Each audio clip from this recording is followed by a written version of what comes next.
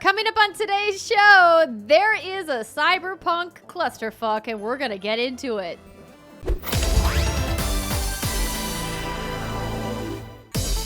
That's it. That's Get the into show. the fuck. That's the show. That's the The show, everybody. cyberfuck.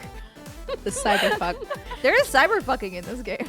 Oh yeah, there is. What's good, everybody, and welcome to another episode of the What's Good Games podcast. Your source for video game news, commentary, analysis, and cyber sexing every Friday. Oh boy. Whoa! That's a lot of commitment. I don't know if it's every Friday. Seems like a lot of regular work.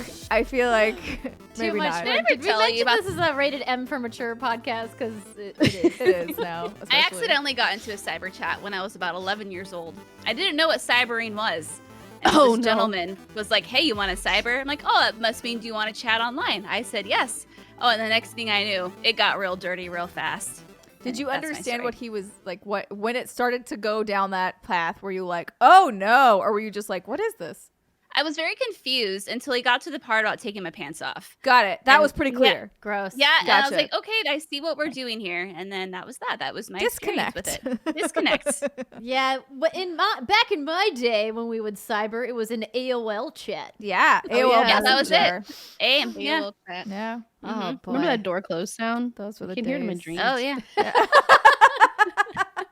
Sometimes I just fantasize about putting up a really emo away message with some song lyrics. Yep. Oh Song my lyrics and goodness. emojis. Mhm. Oh, Oh, God. Or like the really Yeah. passive aggressive ones where you're clearly mad at someone and you're just like, I just Like think it's before funny vague how. tweeting.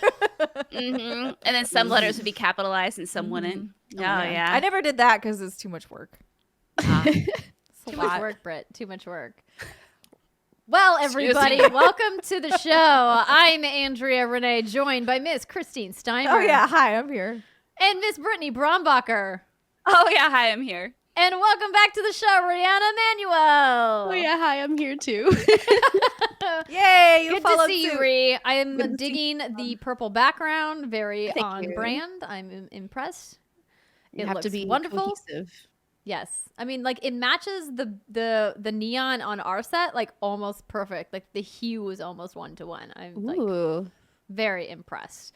love It's it. so good to see you. It's good to have you on our final live What's Good Games. And even though it's not technically live, it's the one that we're recording the week that it's posting. So the news is fresh, I think is what I mean to say there. Piping Yeah. hat. Piping hot. As you guys are aware, we have some special episodes coming for the holidays because the next 2 Fridays are holidays. Christmas Day and then New Year's Day line up on Fridays this year. And so we have our What's Good Game Awards and, of course, our most anticipated games of 2021. Should be fun ones for you. But this week, boy, oh boy, we're going to get into it because there's some spicy news. And of course, as we've been promising, we needed a little bit more time to evaluate Cyberpunk 2077 before we gave any hands-on impressions. But that, of course, is later on in the show. Thank you to this month's Patreon producers, Chewy's Godson, Californicated, Justin Foshee, Punkdefied, Faris Attieh, Mohammed Mohammed, Marcus Brown, and Alex Rigopulos. And welcome to our Patreon community, Cody Kemp and Ben Whitman. Don't forget, you can be part of the show by going to patreon.com/whatsgoodgames and submitting your questions for us to answer. And once a month, you can also submit topics for us to talk about in the Patreon produced segment, which we will also be doing later on in the show. And don't forget, you can also get the show ad-free. Speaking of ads, this episode of What's Good Games is brought to you by Bespoke Post and HBO Max Holidays, but we'll talk more about them later. Britt, it looks like we have some fun, warm, and fuzzy podcast reviews. We do. Ladies, it's been a rough year, and I think we've all worked our asses off. So I thought it would be a nice send-off to read this warm and fuzzy review we got from Bear Panther. I really enjoy this podcast and their ability to focus on what a game is versus what it isn't. Sometimes other gaming podcasts can be frustrating because of a constant comparison between a new game and a favorite game, so that becomes a list of all the ways the new games fall short. These ladies do a really great job of exploring a specific game as its own entity, and even when it might not be good or has some problems by super critical standards, I like that they point out that it is still fun and enjoyable. Also, The Last of Us Part 2 spoiler cast is one of my top episodes of the year of any gaming podcast. It was so reflective and interesting. Awesome. That is nice. nice. Aw. Yeah. Thank you, Bear you. Panther. I worked very hard on that. You did. You took a lot of notes. I did. Yeah, you journaled. The whole journal. All right, let's get into the news, shall we? The big headline, as I mentioned in the cold open, it's a cyberpunk clusterfuck. I'm so happy we're going with that. 'Cause I was It's putting good. this first part of the news together, and I'm like, this just has to be its own thing. Because it is a journey. It's a intense. journey. Well, bring us on that journey, Britt. All right, ladies, we got to go back to about the 12th or 13th of December. This is where this whole journey begins. So IGN's review of Cyberpunk 2077 came out for the base PS4 and Xbox One consoles. So we're going to start with here. They gave it a 4 out of 10. And this is just a one paragraph summary of what they said about it. Quote, Cyberpunk 2077 fails to hit even the lowest bar of technical quality one should expect even when playing on lower end hardware. It performs so poorly that it makes combat, driving, and what is otherwise a mastercraft of storytelling legitimately difficult to look at. It is not an exaggeration that I've felt nauseated after playing because of the terrible frame rate. It is really that bad, and it's very suspicious that CD Projekt Red refused to provide console review copies ahead of launch. Yeah. that's not great. Well, that's not great. Is Okay. it suspicious? Like, I feel like it's pretty blatant. Like, I don't know if it's like suspicious at this point. I feel like it's That's just very fair. clearly a move. I think it was suspicious for us when we were getting Don't be suspicious. exactly when we were getting closer and closer to launch, and we knew that PC code was in the hands of reviewers, but we had chosen to wait for console. And the message we were getting from the PR team was that it's going to come in just a few days before launch. And I was like, that's problematic for a variety of reasons, considering this game is supposed to be really large. Yeah. And that gives us a very few amount of days to prepare any kind of coverage. But I think it's also really concerning that IGN's own review of Cyberpunk on PC, they gave a 9 out of 10 compared to a 4 out of 10 on console. That is so rare. We very, very rarely see that kind of disparity between review scores. But continue on, Brittany, because there's more. Oh, there's more. So on the 13th, Cyberpunk 2077 via their official Twitter account posted this huge statement that's in this bright ass neon yellow, which I know Steimer has a lot of feelings about. I will read it. It's bad because you can't read it. And I don't like they've always, this is not like a new thing, right? They've been sticking with this for whatever reason since they started putting out announcements on Twitter. But I'm just like, was it your intention to make my eyes bleed? Because it feels like it was, and it feels like a personal attack. And I don't enjoy it. But yeah, I don't understand why they're like, you know what would be fun? Neon yellow and black. That sounds like a thing everybody should be able to read quite easily. So if you start to see blood ooze out of my eyes while I'm reading this, please call a doctor. Okay. Or call Jason. Okay. So, dear gamers, first of all, we would like to start by apologizing to you for not showing the game on base last-gen consoles before it premiered and, in consequence, not allowing you to make a more informed decision about your purchase. We should have paid more attention to making it play better on PlayStation 4 and Xbox One. Second, we will fix bugs and crashes and improve the overall experience. The first round of updates has just been released, and the next one is coming within the next 7 days. Expect more, as we will update frequently whenever new improvements are ready. After the holidays, we'll continue working. We'll release 2 large patches, starting with patch number 1 in January, which will be followed by patch number 2 in February. Together, these should fix the most prominent problems gamers are facing on last-gen consoles. We will be informing you about the contents of each patch ahead of their release. They won't make the game on last gen look like it's running on a high-spec PC or next gen console, but it will be closer to that experience than it is now. Finally, we would always like everyone who buys our games to be satisfied with their purchase. We would appreciate it if you would give us a chance, but if you are not pleased with the game on your console and don't want to wait for updates, you can opt to refund your copy. For copies purchased digitally, please use the refund system of PSN or Xbox, respectively. LOL. For boxed versions, please first try to get a refund at the store where you bought the game. Also, LOL. Should this not be possible, please contact us at helpmerefund@cdproject.com, and we will do our best to help you. Starting from today, you can contact us for a week up to until December 21st, 2020. Humbly, then, Marcin, Adam, Michael, I can't say those names right. It's Marcinowinsky. You want to read them?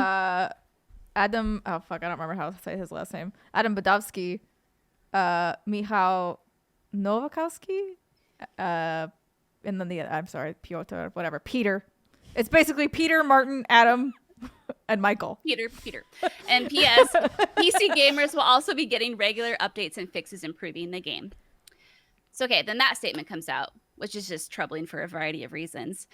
And then...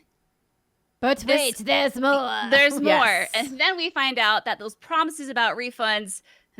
okay, so via IGN, Cyberpunk 2077 dev promised refunds it couldn't actually guarantee. Yep, So, sure did. despite Cyberpunk 2077's statement, there doesn't appear to be any special arrangement for Cyberpunk refunds within PSN or Xbox. This means customers are actually dealing with the standard refund policies of the respective stores and might not be eligible for refunds at all. During an emergency board meeting, CD Projekt Red SVP of Business Development, Michael, clarified that refunds... Nowakowski. Michał Nowacki clarified that refunds for Cyberpunk 2077 are dependent on the existing refund policies in place for PSN and Xbox customers. Quote, one has to understand Microsoft and Sony have refund policies for every product that is released digitally on their storefronts. Despite several articles I've seen that things are being set up just for us, it's actually not true. These policies are in place and have always been in place. They're just not offered specifically for us.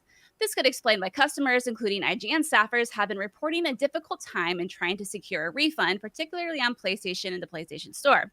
So PlayStation's refund policy is as follows. Customers have 14 days from purchase to request a refund, given that they have not started downloading or streaming the purchased game. If the download started or players stream the game, then they are not eligible for a refund, quote, unless the content is faulty. So, without any special arrangement, Cyberpunk 2077 players on PlayStation are subject to the existing refund policy. And the strict wording in Sony's refund policy means that refunds aren't guaranteed, and it seems PlayStation users are learning this firsthand.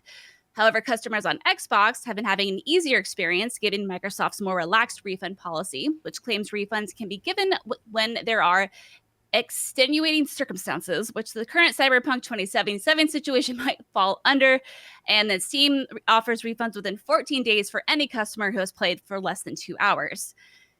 Okay, so, and then GameStop put out a memo internally just this afternoon, and it starts off by saying, the following message is sent on behalf of our partners at CD Projekt Red. Quote, CD Projekt Red will issue a patch on 12/21 that should be a major fix to address customers' concerns about Cyberpunk 2077.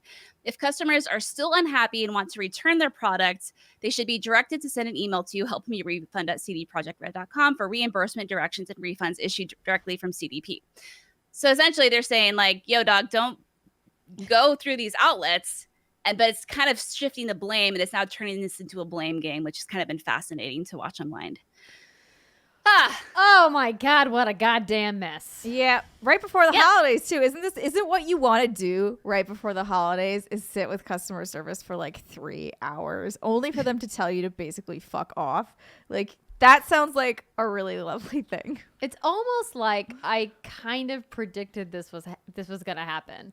When we were talking about Cyberpunk before the Game Awards, it was like the show the week before the Game Awards. I was like, this is either going to be the best game launch of all time or it's going to flop spectacularly. Now, this is not us talking about the quality of the content of the game. We're going to be discussing that in detail in the next segment. This discussion we're having now that Brittany has very excellently recapped the news, thank you, Britt, is us taking a look at what happened, taking a look at the response that CD Projekt Red made, and the response that fans are having to the launch of this game. We're going to, again, to reiterate, we are separating issues with the game itself and the content of the game from the launch issues, to be clear. In case you're already typing a comment out, just cool your jets a little bit, okay? So, as Steimer mentioned, first off, can we just like collectively vote to get rid of those yellow cards, please? Yes, please. No more yellow. No, well, yellow is fine, just not as the background of something I need to read. Yes, exactly. Maybe a header. And I would love the header would be great. Yes, I would love to hear from you, Ree, about what you think about all of this going on, because we haven't really chatted much about it since all of this has been kind of exploding. Yeah, and as somebody who has been in games marketing, I have a lot of thoughts about what might have happened behind the scenes. But rather than trying to, predict or peek into a looking glass, it transparency is always the best course of action when there's things that people won't be happy about. And it really is a shame that the devs have worked this hard for this long on something that is so complicated and so ambitious, and weren't able to really communicate what the expectation should have been for the older consoles. And let's keep in mind, like, the number of PlayStation 5s and the number of Xbox Series X and Xbox Series S is significant, but that is not the majority of the people playing this game. Like, most people are either playing it on PC or on the Xbox One or the PlayStation 4. So it's really a shame that they weren't able to make that informed decision, as Britt mentioned in her recap. And it's just a lesson. Like, the hype is great, hype is wonderful, but you also have to be very clear about what people will get when they open it on day one, even with the patch. So Yes. it's missed opportunity to, temper expectations, but maybe the hype just got ahead of everybody. I think that's part of it. I think the hype getting ahead of everybody. And obviously I talked about how the marketing machine was in full overdrive. And I think all of us have seen one too many Cyberpunk ads over the last 3 to 4 weeks. We even drove by a billboard today when going to pick up our takeout for dinner. That was like another Cyberpunk ad. And I was like, oh my God, really? Ooh, awkward. And I think what's tough about it is that we had such high expectations, and there's been a lot of really great discourses online. There's been a lot of really terrible ones, of course. But I look to people who have been talking about this game a long time, like Paris Lilly at Gamertag Radio. A lot of you know Paris because he's been featured on a number of other channels this year, but of course he co-hosts Gamertag. And he has talked a lot about Cyberpunk because he's a giant Cyberpunk and CDPR fan and has been really excited about this. And hearing him kind of had to really walk back his enthusiasm is, I think, really sobering because it makes us realize that this is a big issue and this is serious. And I wrote a big thread about it on Twitter that a lot of people engaged with and gave me their opinions on. And I think what it comes down to is that I believe that CD Projekt Red is going to make this right. I'm concerned what decisions and what management decisions led them to making this decision so wrong in the first place, though. Absolutely. And I think that's a tough the part year, that's like I get it. Like, shareholders are one thing, and try and make sure people don't lose their bonuses or lose their jobs are definitely a choice to be motivated by, but you got to do right by the customer, and you got to let people know what they're going to get. Yeah, and I think for me, it's a tough pill to swallow watching people apologize on behalf of CDPR after EA and BioWare got so much flack and so much shit and mud flung at them for Anthem. And I thought Anthem was far more playable than Cyberpunk 2077 is. It had its own problems, to be sure, but like the idea that they're not being treated equally is it's baffling to me, because people have such stars in their eyes or rose-colored glasses or whatever euphemism you want to use for CD Projekt Red because of their love of The Witcher 3, that they're giving them like a pass to make this kind of mistake. Now, I fully believe the devs get a chance to make it right. We saw, Hello Games come back from a terrible launch with No Man's Sky, and now they went on to win Best Ongoing Game at the Game Awards this year, right? Like, I feel like there's an opportunity here for CD Projekt Red to have that story and to right this wrong. It just like Paris said, it just kind of feels like such a letdown. And Brian Altano, I think, used the word gross. It's like, it leaves you with this gross feeling like they intentionally didn't show it because they knew it was broken. Oh, I mean, 100% that's the reason. Like, there's no world in which that wasn't the reason, is that they usually do want to put, I mean, anybody wants to put their best foot forward. That's not surprising, I don't think, to anybody. But when your company really is founded on a principle of, like, we try and do right by our customers always, or we try and make sure that we're really transparent with our customers, and a lot of our stock is in the fact that we do the right thing. When you do something like this, it basically negates all of that. So that's the thing that really bummed me out about the whole situation, was they basically cashed a giant check out of the relationship fund between them and their customers. And I think it may have been a larger check than they were anticipating. They wrote a large check to those folks without really seeing the cost, and they're paying the price for it right now. That being said, again, like, if you have feedback, the devs are not the people to direct this to. The devs are the people busting their asses to try and get any of this done. And I feel so hard for them because there are so many fantastic, hardworking people at that studio. This is like a leadership decision. This is 100% a leadership decision. So do not, if you've seen anybody on Twitter or whatever that is a dev, please send them a nice message. Doesn't need to be about Cyberpunk. Just say like, happy holidays, or I hope you're doing well. Like, hang in there, you made buddy. a great game. Sorry, the executives made such a shitty decision. I mean, that's like the thing too, is when you look at it, and I think gross is kind of the word and shady as fuck to describe this. I mean, Cyberpunk recouped their development and marketing costs through pre-orders alone. And the fact when the embargo lifted and reviewers who did get a code weren't allowed to show gameplay footage. And I believe that was just even for the PC version. But even that was riddled with bugs, right? But they weren't even allowed to show that. They had to use specific B-roll.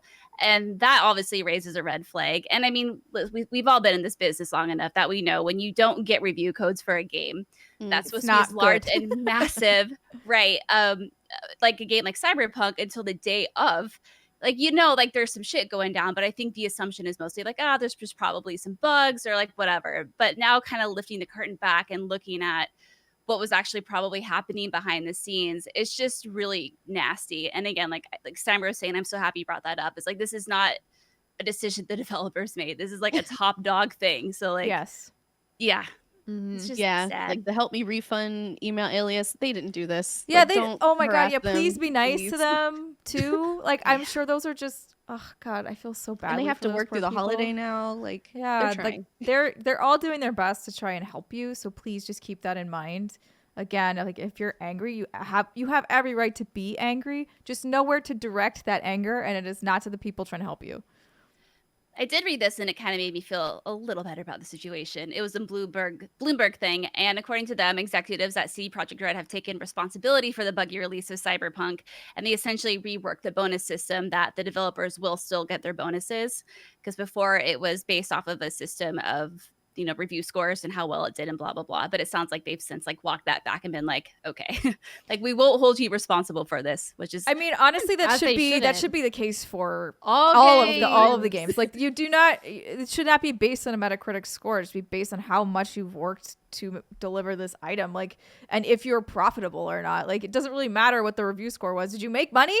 If you made money, pay it back. Like, exactly. Fucking men. I can't tell you how many developers I've talked to that are just gutted when they've worked for years on a title and it doesn't get the review scores on Metacritic it needs for them to hit the bonus at the level that they deserve, but it makes hundreds of millions of dollars.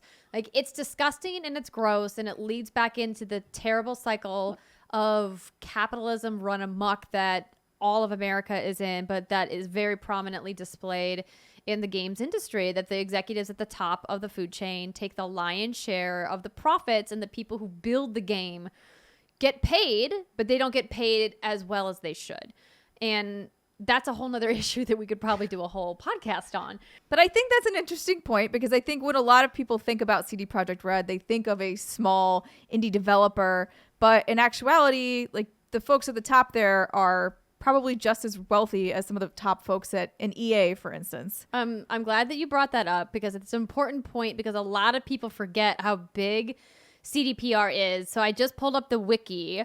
As of May 2020, CD Projekt Red has a valuation of $8.1 billion, making it the largest video game industry company in Europe, ahead of Ubisoft.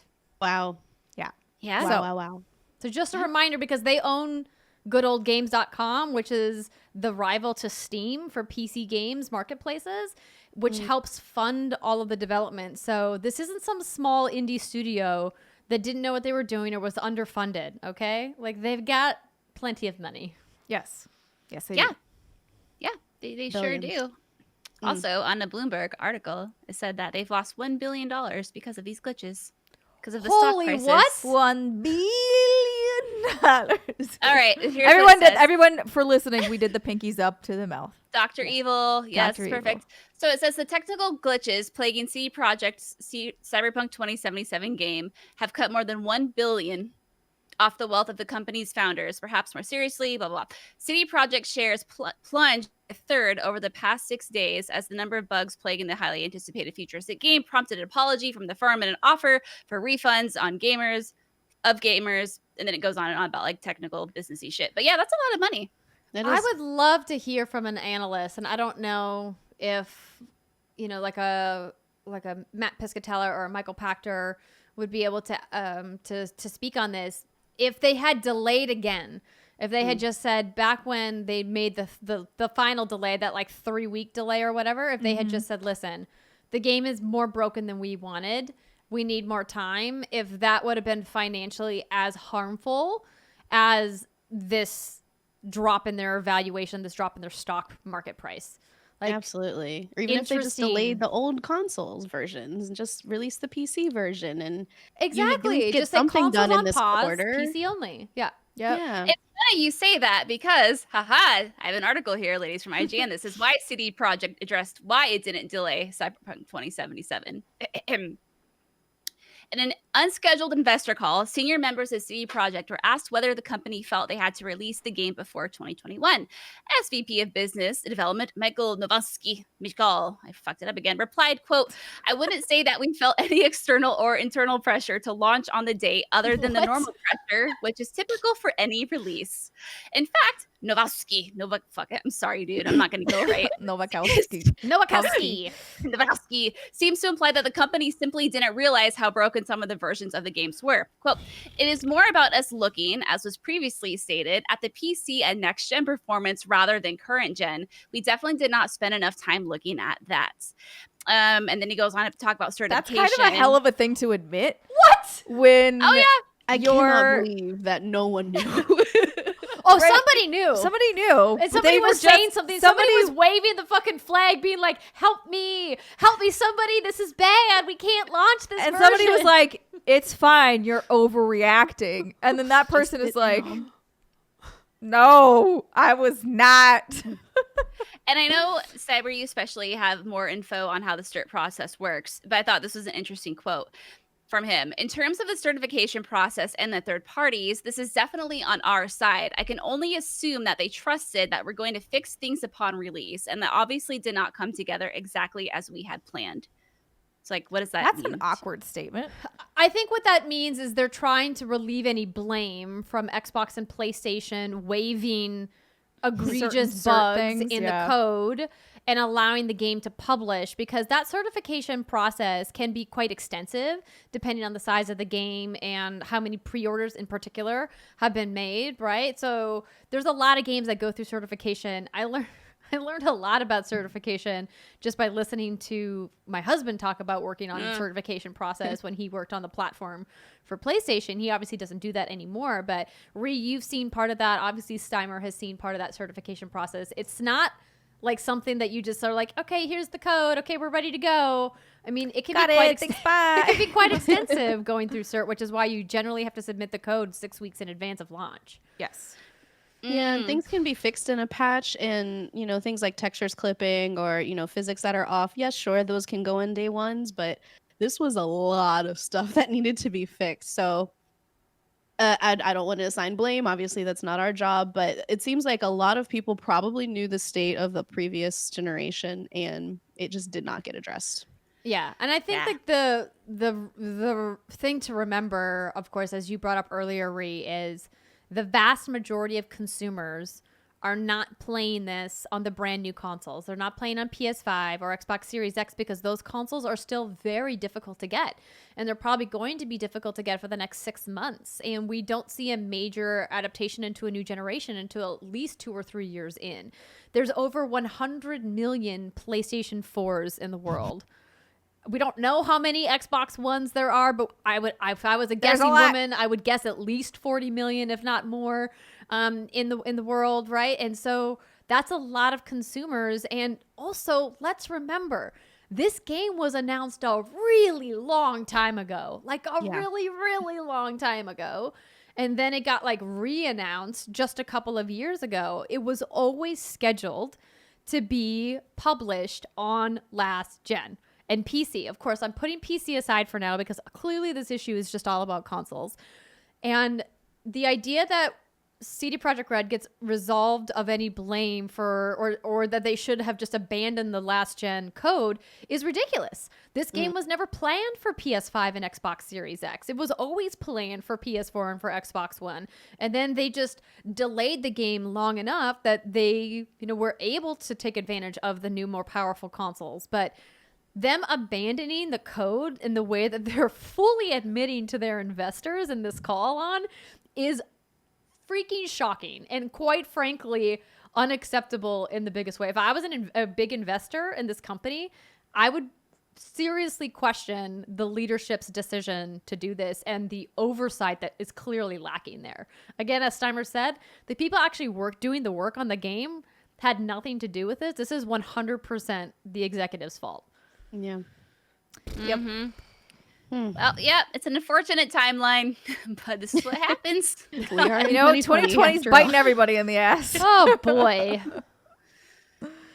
Sure is. Anywho, there's definitely a little bit more news that we want to talk about. So why don't we move on from Cyberpunk's news unless there's any other thoughts or things that you ladies would like to say about what you've seen this week?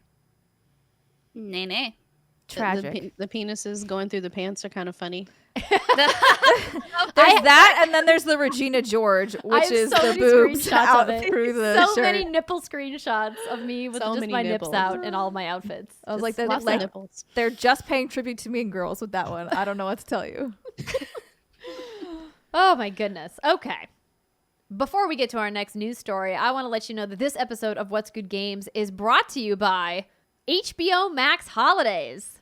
In true 2020 fashion, the holidays are going to look a little different this year, and that's why we partnered with HBO Max to keep the spirit of togetherness alive with their library of films for the holiday season. Staying put with your quarantine crew for the holidays while HBO Max is a bingeable series for you. Or maybe you're stuck at home with your overbearing family. Good news, HBO Max has a movie to get lost in. Or maybe you're just doing the holiday solo. HBO Max has titles you'll want to discuss with family and friends virtually, or just keep those thoughts all to yourself. No matter what mood you're in this holiday season, HBO Max has something for you. HBO Max has so many classic holiday films now streaming, like Holiday Affair and A Christmas Carol. And you can enjoy one of the year's biggest movies that's coming to theaters and on HBO Max at the exact same day by signing up for HBO Max to stream WW84. That's right, Wonder Woman 1984 is almost here. In fact, it's just 1 week away, you guys. Plus, they've got even more hero things to watch, like Titans, Harley Quinn, and Doom Patrol, and Batman vs. Superman. Did I mention that Wonder Woman 1984 stars the lovely Gal Gadot?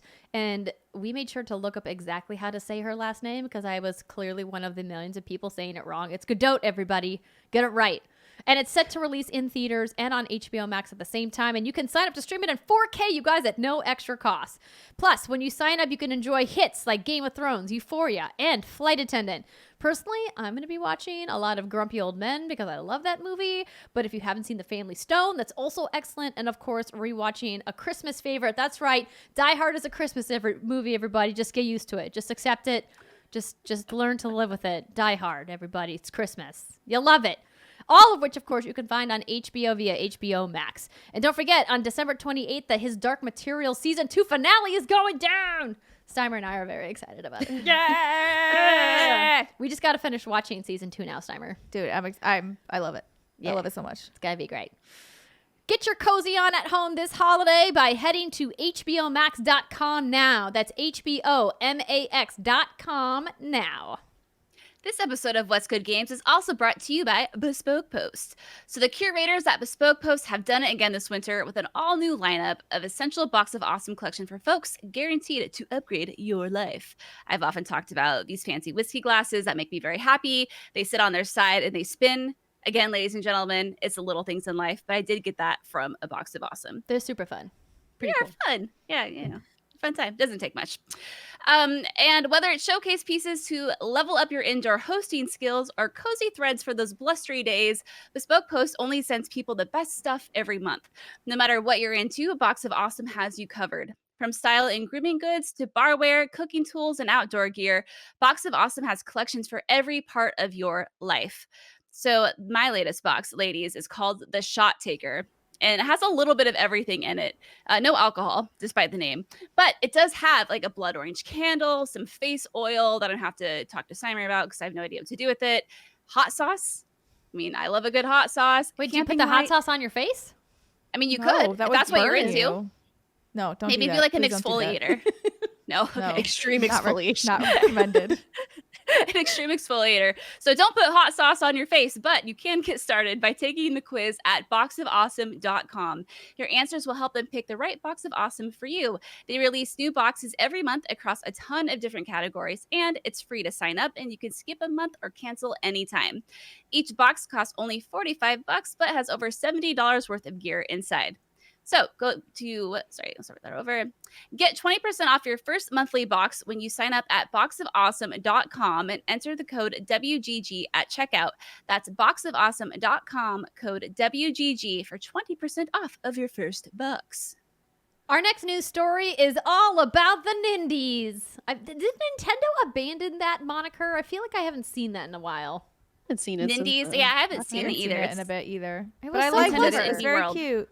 Oh, maybe they have. I like Nindies though. I don't know if they have. What I do know, ladies, it has been like 460 days since the last full-on Nintendo Direct. Oh, dang. Wow. Yeah, September That's of the thing to know. 2019. Oh, Mhm. dang. Really? That long?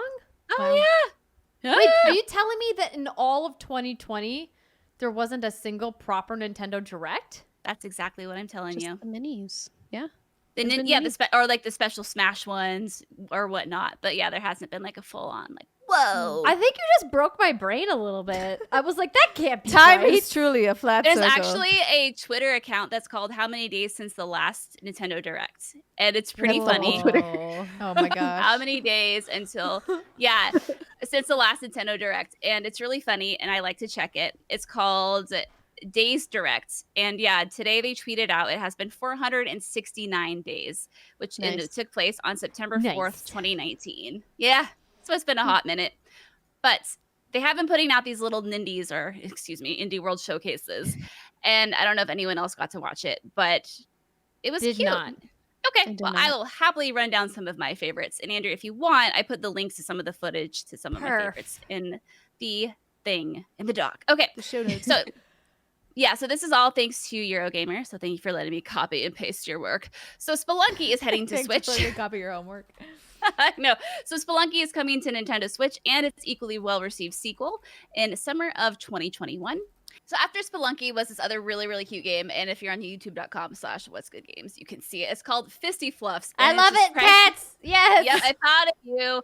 It's described as a feline-focused action brawler that sees cats, some wearing silly hats, others brandishing household objects as weapons, and duking it out to be crowned the world's best fighter. And it'll be first on Switch early next year.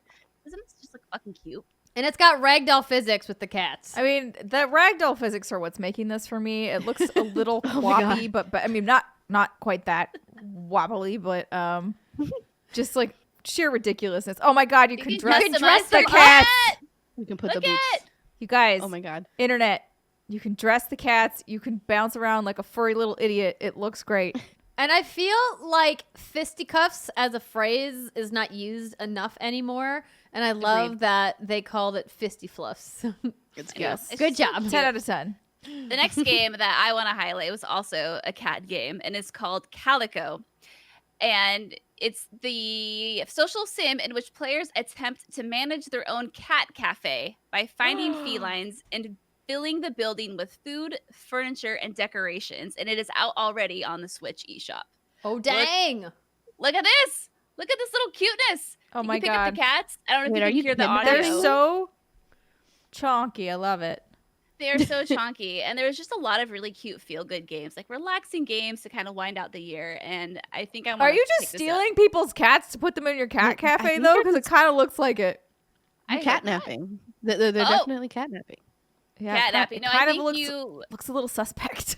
Yeah, well, hopefully that's not the case. But it looks just like a really cute, like, cat cafe game. And, like, why wouldn't you love that?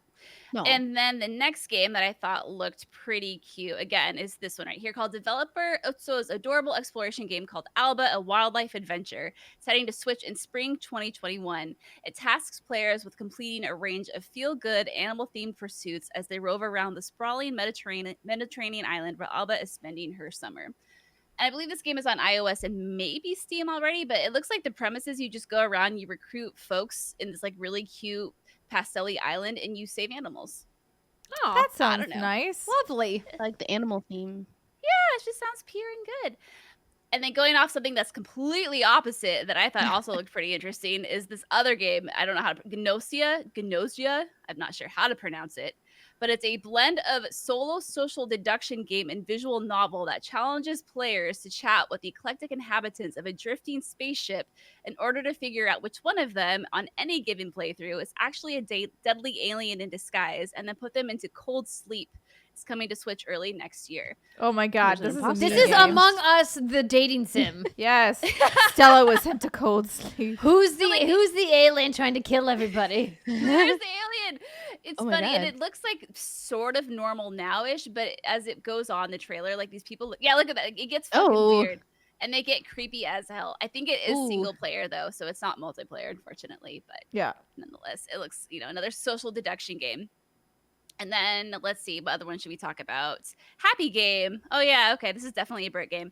So Happy Game is the latest project from celebrated developer Amanita Design, the studio behind the likes of Summeros, Churchill, and Botanicula. Sorry, I fucked all that up.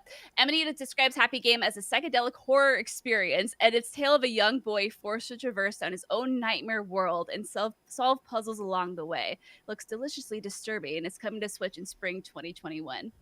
I can't wait for the amount of people who buy this game thinking that it's going to be something fun for their children. Because it's called Happy Game. Like Botanicula was a game, man. It was. Oh, that's how you say it. Okay. Botanicula. I Yeah. didn't play that one. But yeah, it looks fucking creepy, but it also looks Yeah. kind of like Little Nightmares vibes with some like inside. Yeah, inside and the other one that they Limbo. made. Limbo, yeah. for It's sure. just Yeah. a little creepier, the art style. Super Meat Boy sequel, Super Meat Boy Forever, is coming to Switch as a console launch exclusive on December 23rd, which is next week. And Nintendo's latest Indie World Showcase announced Among Us is coming to Switch. It's on Switch, actually. It's already on Switch. So, Nice. Boom. yeah, that was Yeah, like a they big pulled one of those like surprise. out todays, right? They did, yeah. Love They're like, those. hey, Among Us is on Switch, which I think is a really good fit for it. But no, it was like, as you saw, there's about 12 games in total. These were just some of my personal highlights. But yeah, I mean, some cute indie games. I just wish Nintendo would, kind of stop relying on all the indies and put out an actual direct. So this game, when I was scrolling, I noticed, Britt, you probably don't remember this game because we played it. Oh wait, they're doing a montage now. We played this game when the pass was around during Gamescom 2020 on our stream when we did the Indie Arena booth stream. And Steiner was like so good at that game. Like she just like click, click, click, click, click. Expert level. I mean, literally all you do is you just click on as much shit as possible. You try and get as much stuff in your inventory as you can, and then you try and solve the puzzle. You don't try and figure out what you're supposed to do until you know all of the pieces you have. Who knew? Mm. Expert. Yep, that's right. Pro strat. But yeah, so lots of fun indies to play on your Switch. Switch continuing to crush it as per usual. Give us a direct, you cowards. 469 days. WTF? Yeah.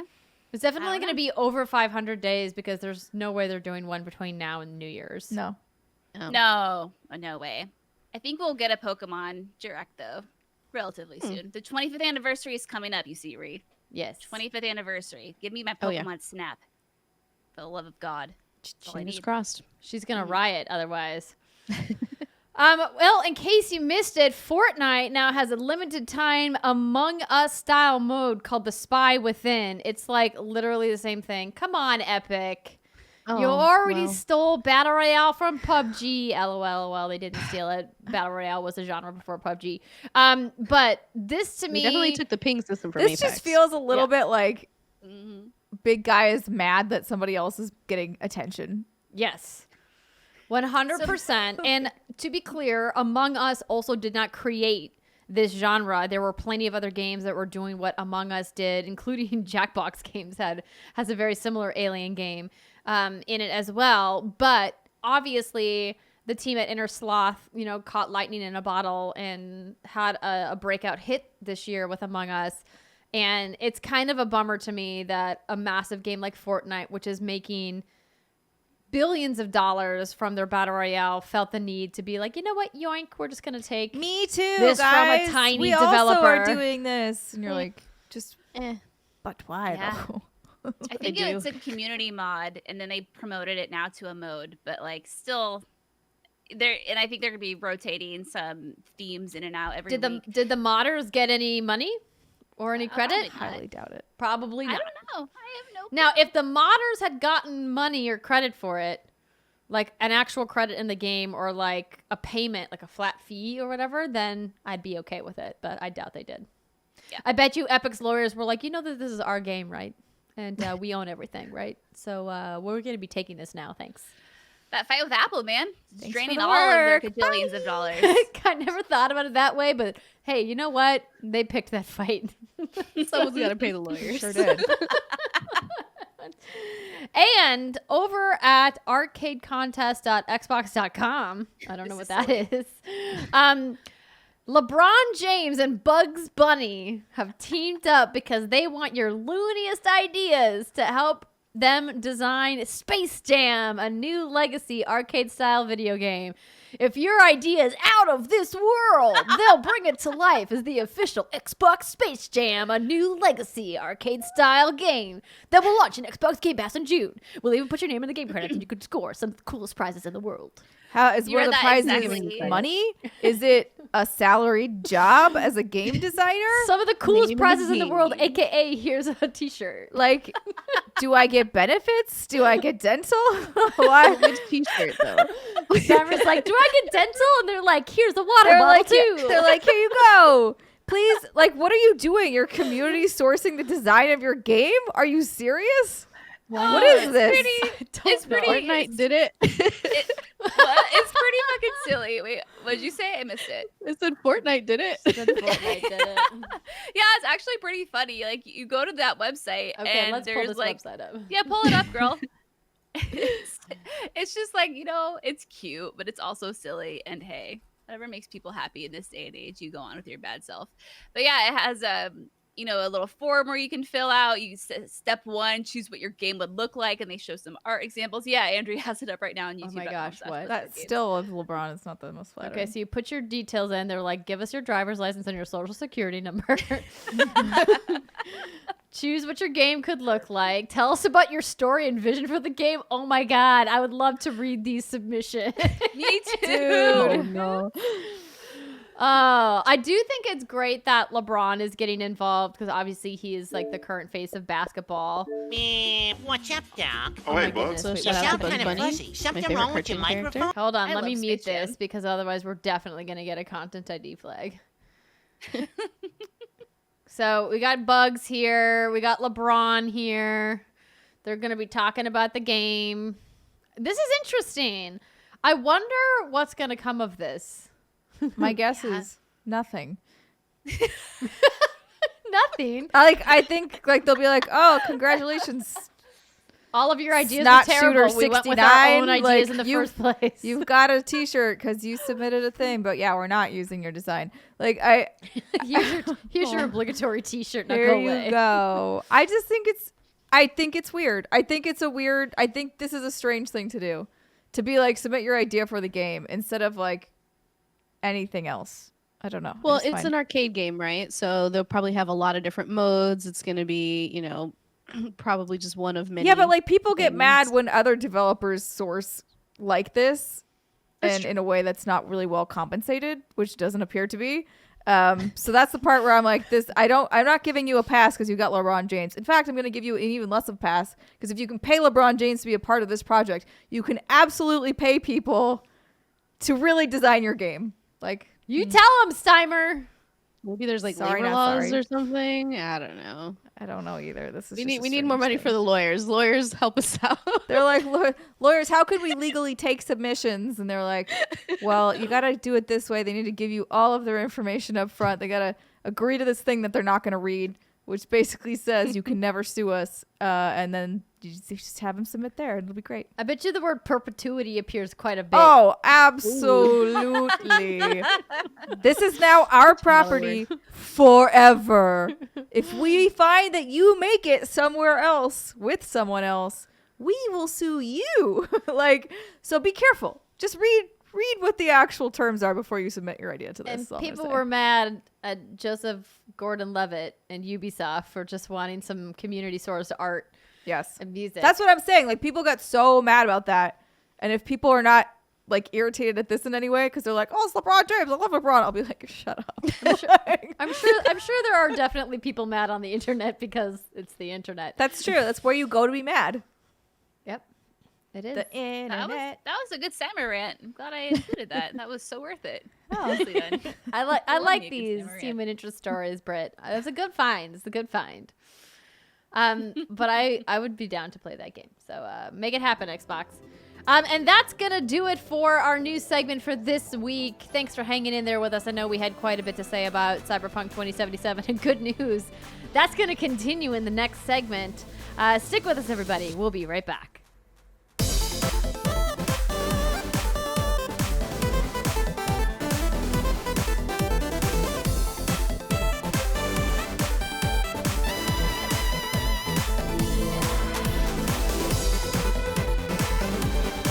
Welcome back to the show, everybody. It is the second segment of the What's Good Games podcast. This is where we talk about what we've been playing, and wouldn't you know it, some of us have been playing that game everyone else seems to be playing or not playing and is mad about it.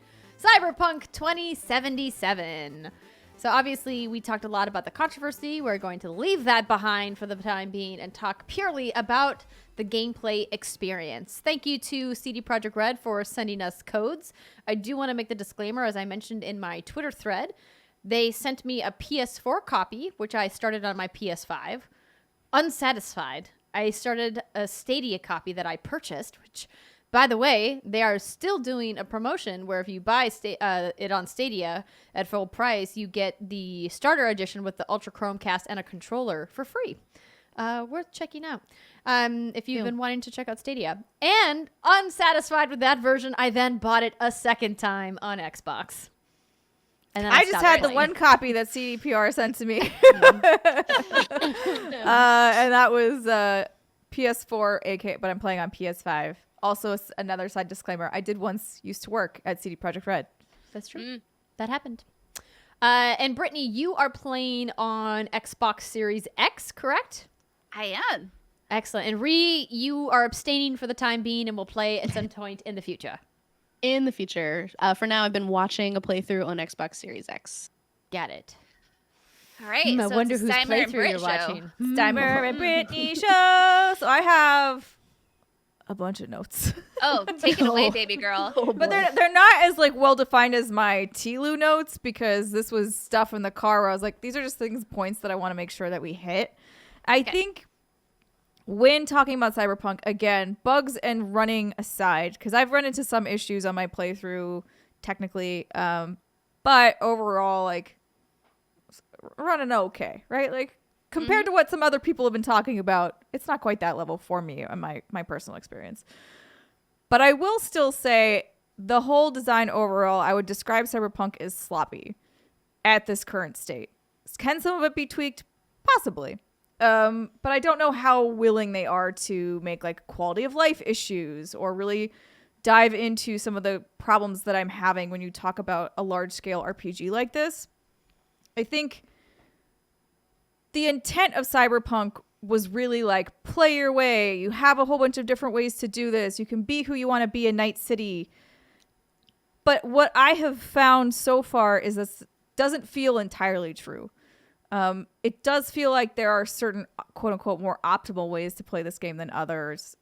One being like, you probably should just go in and shoot everyone. It's a little bit easier than like trying to stealth around forever.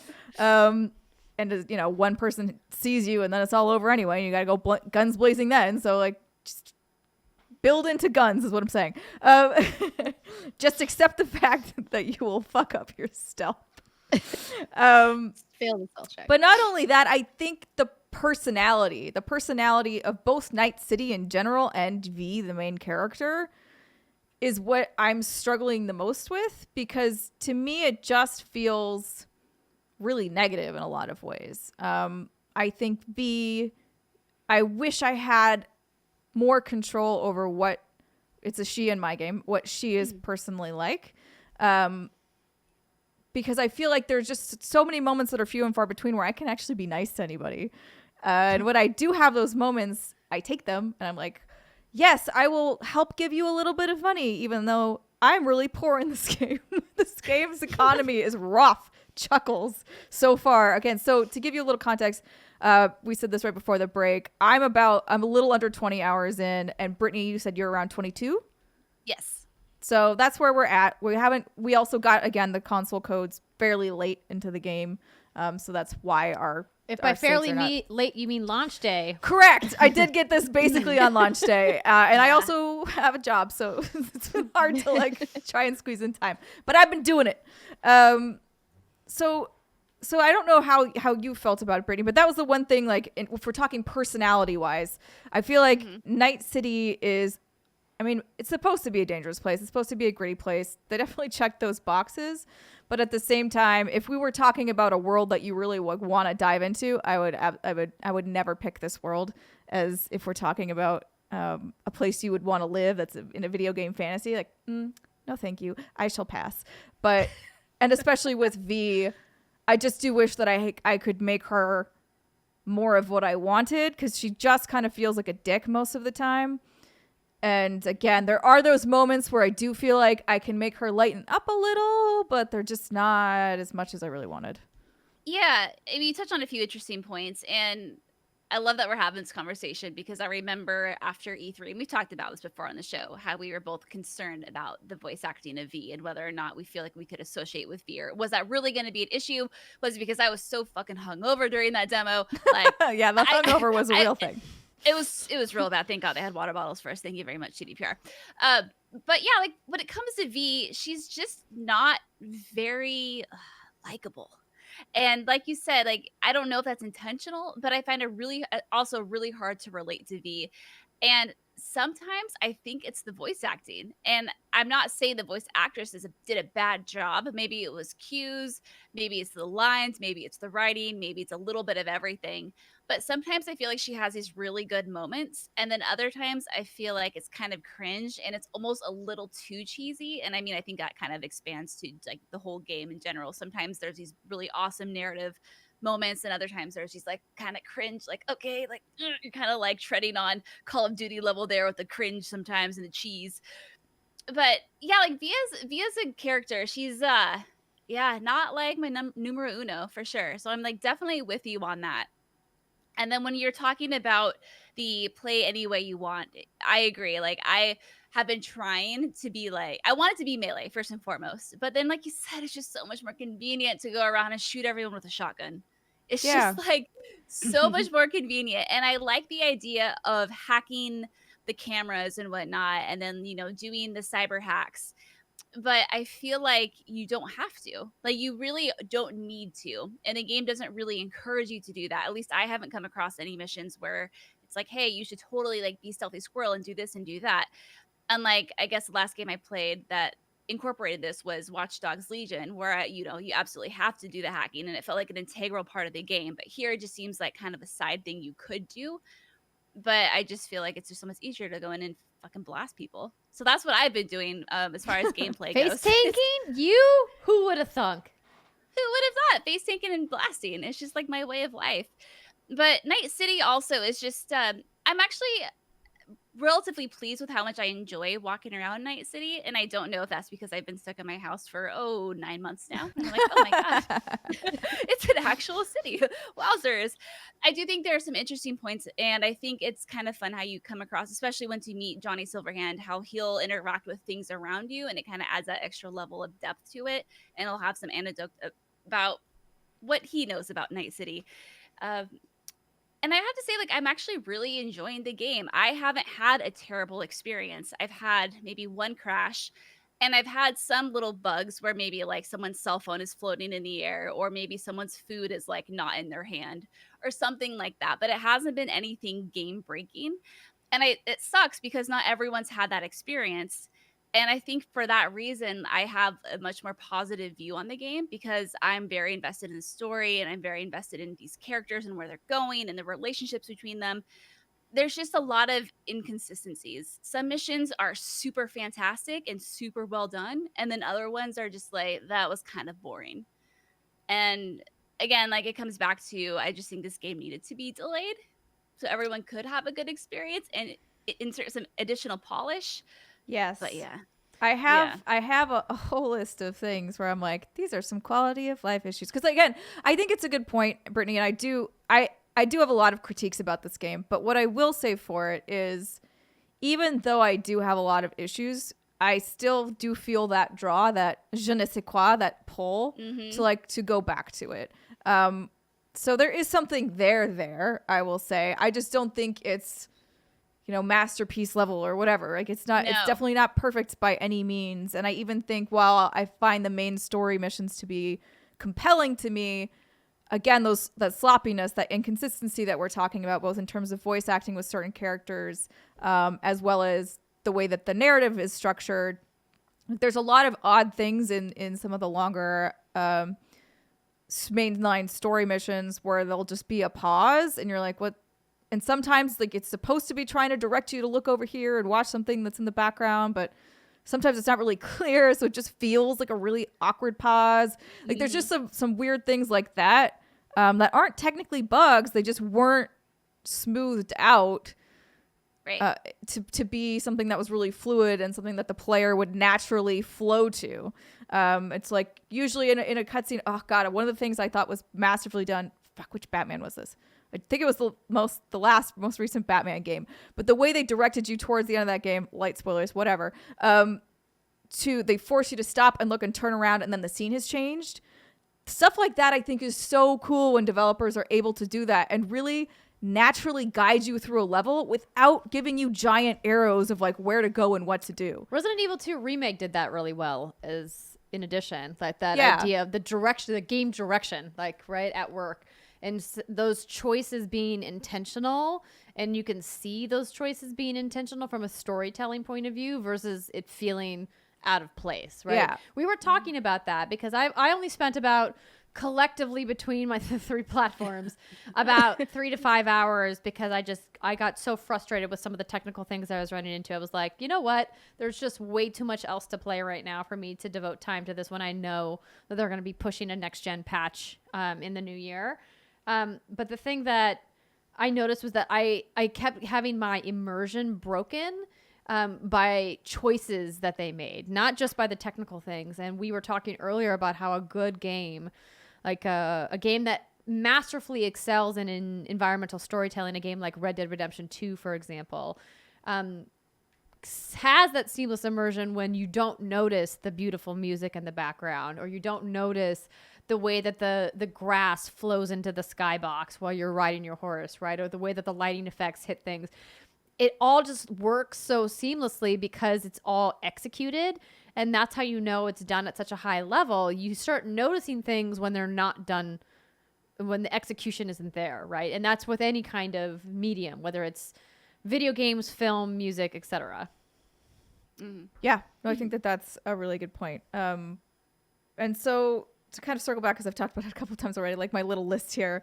Yes. Some major quality of life things that I think are fairly standard in an RPG that are just a little off here. So one, respecking. Usually in a game like this, you would expect, okay, I'll probably get one free respect token at some point, because when you start playing a game like this, you're not necessarily sure how you want to play. And like Brittany and I mentioned, like, oh, we kind of went into it thinking one thing. I put a lot of attribute points into cool, and now I wish I hadn't. Like, I just don't think I'm going to end up really doing that. I think I'm going to end up putting more into reflexes, but I'm stuck. Like, unless I want to restart the game, which I'm not going to do, your attribute points currently do not respec even when you do buy, I think it's called a tabula rasa. And the tabula rasa you can get at a what are the docks called? Ripper Doc? Ripper docks. I forgot the word ripper. I was like, but it's also $100,000, which in this economy is not good. To give you an idea, again, I'm a little less than 20 hours into the game, and collectively, I think I maybe had around, let's see, I had like 50, maybe 50,000, and then I paid Vic back for something, or I paid a Ripper Doc back for $21,000, which took away a bunch of my change, and then a main mission cost me $15,000. So then I was basically broke again. And now I have to, and I've done a bunch of side gigs. I've done like some side missions to try and pad up my wallet. I've picked up every spare gun from those dead corpses just to like sell it or scrap it. And I'm trying to hustle. I'm doing my best here in Night City. I don't imagine. I'm like, when is the day that I'm going to be so flush with cash that I would be willing to spend $100,000 to not even get to reset my attribute points, but to only reset my perk points? And so to like give you an idea, because you're like, what the fuck is that? I don't know what you're talking about, Steimer. How you build your character in Night City, how you build you have main sets of attribute points. So there's cool, which is what I talked about. Cool kind of feeds into stealth. I don't remember all of them because they all have minor branches. Yeah. Then there's athletics, which is kind of like how much health you have, how much stamina you have. Reflexes is more about your gun reloading and how you shoot, et cetera, et cetera. Because again, I'm like trying to remember all of them, but I can't. Intelligence is like hacking. And yeah, there's tax. So like they've got a couple different branches. Underneath those main attributes are your perk trees. Although to me, they're not really trees. They're more of nebulous webs. Because to me, a skill tree is very well laid out. It's vertical. You understand from point A to point B what you need to do to get that thing unlocked. You kind of know, okay, the ones at the bottom of the tree are going to be really powerful and interesting and cool. The ones at the top going to be kind of shit, or at least very basic. They kind of feed you into the middle of the thing, and then you kind of spread outwards, right or left, depending on which way you go. And to me, just visually, it's hard to read. And I don't even just mean that by all of the red, which we'll get to. But it's just not as easy as I would like it. I would like to be able to hop in and be like, oh, okay, cool. I know which way I should build. Just I'm totally with you on that, because I have currently 3 perk points and 3 attribute points, and I don't know how to spend them. I'm like, I don't know what I should spend these on, because right now I spend a lot of my time doing a lot of side missions, and I think I probably earned maybe $100,000 or eddies during my playthrough, but I spent a lot of time doing side stuff, and through that I leveled up a lot, and right now I feel like I'm a little OP. So I have all these perk points, but I feel like I'm doing just dandy putting the majority of my perk points into the athletics, increasing my health, my stamina, my carrying capacity, etc. And as Steimer was reading those attributes, I was like, I don't remember what that does. I don't really remember what that does. I feel like it's almost a little too much at once, and you don't really know what kind of build you want to make. Like Steimer was saying, she put all of hers into cool, and now she's like, well, shit. Like, I probably didn't want to do that. And so it feels like it almost could be a little easy to build a borked character, but I guess, like, I don't know if it's just because I've done so many. The game doesn't feel difficult. I don't think it will be, just because it is more about the guns that you pick. I think if you got some good guns, you would still be fine, even if you're like again, me, who has way too many points in stealth for the fact that I've barely done stealth in this game, because every time I try, I just get caught out. And so, like, it's not going to necessarily break your character, but it also doesn't make your character feel all that special or different. So yeah. Polygon wrote up a guide, and there are plenty of guides on the internet if you want to look up details. If you're playing, you, like Brett and Steimer, are like, what do I do with these points that I have? On the 3 systems, the attribute system, the skill system and the perk system. So they said attributes affect your base stats and abilities. As you level up, you'll gain attribute points to bolster those capabilities. Skills are a group of talents or abilities related to an attribute. As you perform actions relevant to the skill, That's right. I forgot like about hacking yes. or running, you'll level yeah. up different skills as those level up. And then there are perks nested within each skill that are either passive buffs or new abilities. Leveling up your character or increasing a skill's level through your actions grants you perk points, which unlocks new abilities. Yeah. And So see, pro tip RPG for the skills. Sorry, I just want to like give like if you are playing this, one, I ran a bunch through Night City at one point. Running through all of Night City will get you a lot of athletic points. Oh yeah, you got like nice little gazelle legs. You're just And like, then even if you do not stealth kill people, if you just pick up their bodies and dump them into containers after they're all dead, it still gives you stealth experience, which is what I have been doing. Nice. So if Just you just clean want up your mess, essentially. So pro tip from Yeah. me to you, if you're like, I don't know how, because like when you start to level up your stealth, then it gets a little bit easier, a little bit more viable. But at the beginning, it sucks, like because everybody sees you Right, you instantly. But as you start to level it, it's like, oh, people will notice you 10% less or whatever. As you start to level it up, it's like, okay, eventually you could probably get to a place where this is viable. But right now, at the beginning of the game, it just does not feel like it is. Yeah. And I love the fact that there's all these different ways you can customize your character on paper. Like that's one of my number one turn-ons in an RPG is I love the feeling of having a special customized character that I built that, I mean, I'm sure millions of people have the same build, but at the time it feels like, oh, I'm so special and unique. But the problem is like we were talking about earlier, I just feel like you're never really encouraged to explore other options. Or maybe I'm just #lazy gamer and I found the easy way out, which is like just shoot shit. And so like while I want to work on my breach protocol time or I want to work on my stealth or my other attributes and stats, it's like I feel, but why do I need to do that when I'm doing just fine right now? And so I think that's one of the issues. And I don't know if it's a balance issue or I don't know if that's because I like to shoot things and face tank and that's like my preferred route already. But I don't know. Stammer, what do you think? I mean, I think it should feel good to you no matter which way you play. But like I said, I do just think it tends to feel more streamlined. It tends to feel a little bit smoother if you do kind of just go through and kill people. I have done missions though where I have gone around and stealth as many people as I could. And that still is fine, but it gets irritating when there's like the alert of I can see you somehow in the dark at least 40 feet away. I'm on another level of a building. Don't you have like a cybernetic eye or something? I do, yes. I'm assuming they do too, but like it's just irritating to be like, you're really far away from me. It feels like you shouldn't be able to see me in the dark crawling around. And I wish you would just go away. But but like I've had a little bit of issue like that with some of the enemies. Another thing that happened more at the beginning of the game, it hasn't happened as much since, so I don't know what was going on. But when I was going through, maybe it was just this gang type, but I was going through a Maelstrom who are like the really cyborgy gang. Mm-hmm. Like they're mostly all decked out as they aren't really organic anymore at this point, most of them.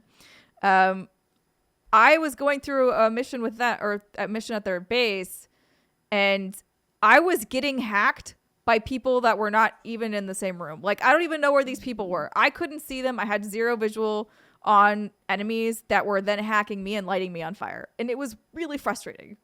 It is. And that's a perk you can unlock, which I found out that will show them on your map. I put that on, but obviously I didn't have that because it was the very beginning of the game. Exactly. Yeah. So yeah. I was just like, I don't know where these people are. I'm just getting my ass lit on fire constantly. Like, it's not fun. It's not fun to just be like, I'm on fire and there's something I can do. Like, cool. It doesn't sound like Just a great time. Take an inhaler. But again, I haven't had that since, so I don't know if that was just Maelstrom or what was going on. Oh there. no. Oh no, I've been set on fire many a time in my random encounter. And I'm like, where are you coming from? Like, what the fuck is happening? Why am I suddenly on fire? But as we're talking kind of about like RPG mechanics, they're just, again, like, have you used the crafting at all? Because I haven't found myself using the crafting at. Oh, you do use the crafting. Okay. I'm trying. So like, I'm trying to build into that a little bit. I'm trying. I'm trying to.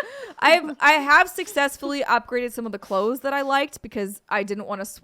you will look like you went. Like a garbage. The photos you went I've through a seen thrift people shop post of and you their didn't like look at trash it. outfits have been hilarious. They're sometimes really bad. Like I definitely looked like the Joker at one point, and not in a good way. Yeah. I don't know what this I had a clown outfit skirt was, on but that said bitch with like these bright neon pants underneath with like these armor plated like knee-high boots with this puffy coat with like a bulletproof vest over it with like a turban on my head. Like that's what my character was running around looking like and trying to be all serious. I'm like, well, it gives me the best armor, so let's go. So basically they need a transmog system. So they have something that I'm not quite sure if it really is supposed to be that yet, only because I'm again almost 20 hours into the game and I've seen one of these and it was ugly as hell, so I got rid of it. So they have all of your individual pieces of armor, and then they have one to the side that's like outfit, and the outfit will override your visual of everything Like else. in Fallout. Kind of.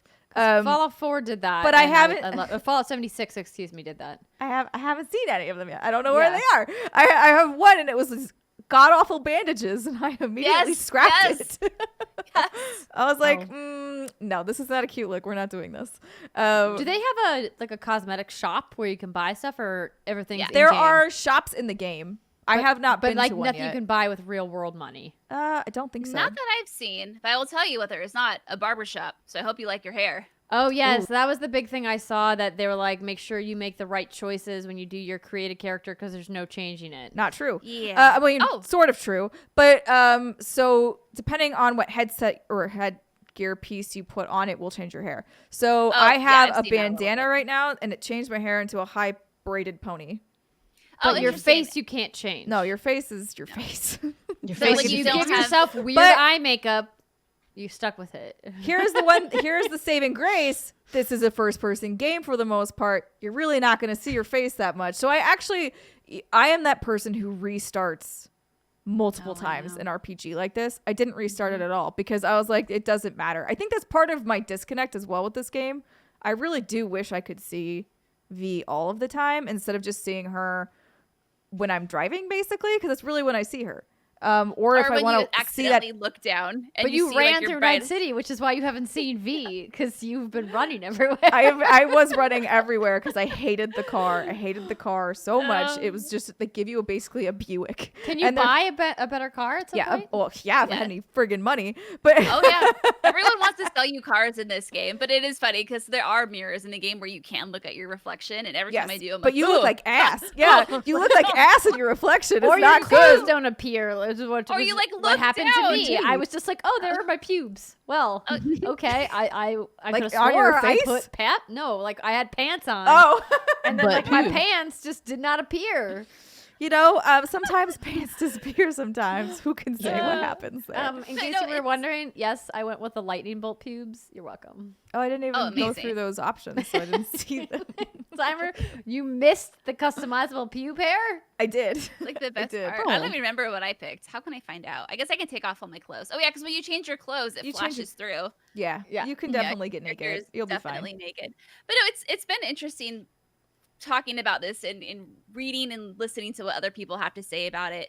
Obviously, the hype for this game was just through the roof and in a way that I can't remember in a long time, especially for a new IP. But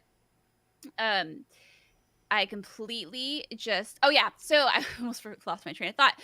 But when I started seeing the PC reviews come out and I started seeing the bugs that people were talking about, and we didn't get the codes day one, I think I did like a saving grace and I gave myself a little bit of a mental recheck of like, this game is probably not going to be this mind-blowing, groundbreaking masterpiece that everyone's kind of hyped it up to be. I mean, during my preview, which was like 4 hours, I was really excited about that too, and I had really high expectations. And I think for that reason, I'm able to really enjoy my time with Cyberpunk. Obviously, we're disappointed by the game, but there are also parts of it that I really love. And I think it's just been kind of fascinating to watch the different reaction. Paris said this. He said, you can either love this game or you can hate this game. And like, obviously an opinion's an opinion, but you wouldn't be wrong because everyone, it just seems having such a different opinion and it's hitting everyone so differently that I don't think Cyberpunk has done anything groundbreaking, but I think what it has done is taken what's already been done before, but just did a good job of it in terms of some of the storytelling, some of the character that they've made. But other than that, like, it's a good game. It's just nothing remarkable. Yeah, I'm also not done with my checklist. Cyber has more things to complain about. I did want to mention, Ree, obviously you had said that you were watching gameplay. One of the things I noticed in the opening hours of the game that I'm hoping doesn't continue because it didn't sit right with me, but I'm trying to, keep an open mind, is that right off the bat, there were multiple situations of women being sexualized and in violent situations. Like the sexual violence, like at the top of the show or at the top of the game with like, was just really jarring for me, and I didn't like it. I was like, you know what? There's a lot of media choices for me these days. I can watch a lot of things. I can read a lot of things. I can play a lot of things. Is this the world that I want to be in?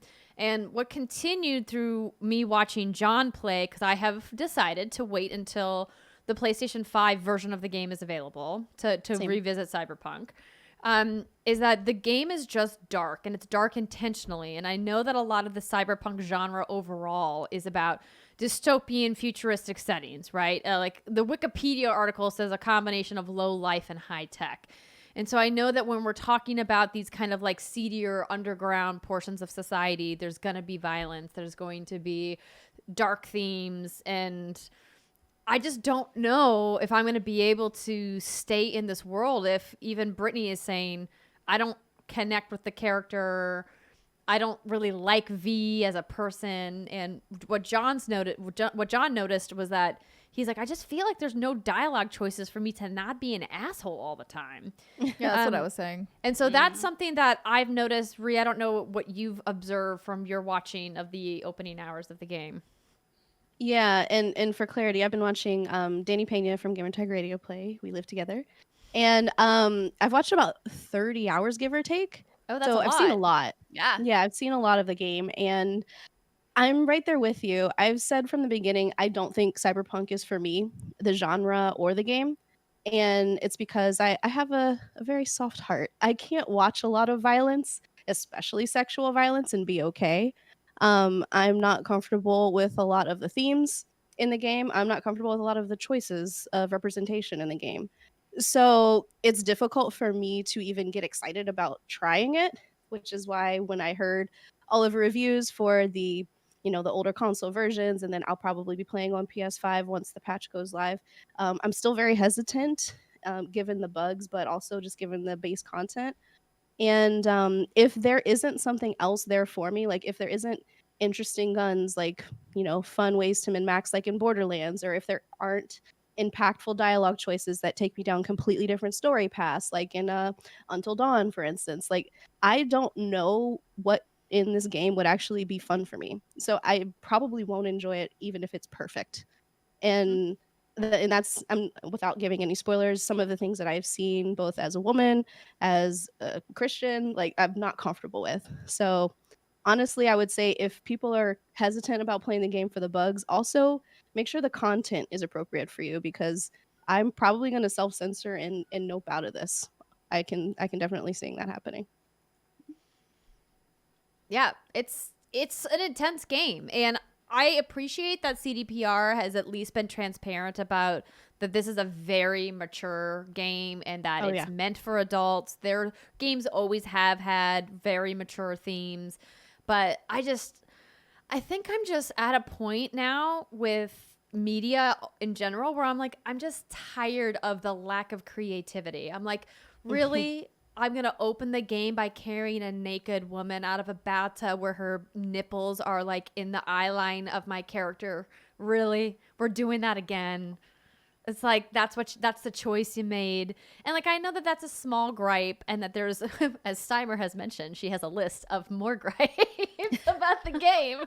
I just, like Ree, I'm concerned that overall the content might not be something that I'm really interested in, but I am still excited about the possibility of this game, and that's why I want to give it a fair shake when the technical kinks for console are worked out. I don't know. I don't know if they're gonna let me down, and I just like feel like they will. The one thing there doesn't seem to be any joy there, and I need joy right now. So Yes. similar to The Last of Us Part 2, like I don't see it being fun for me. You don't play this game if you want to feel good. Like, Yeah. But here's what I will say. I do. I mean, Brittany, you'll probably agree with me on this. Like, it's not like every single mission is joyless.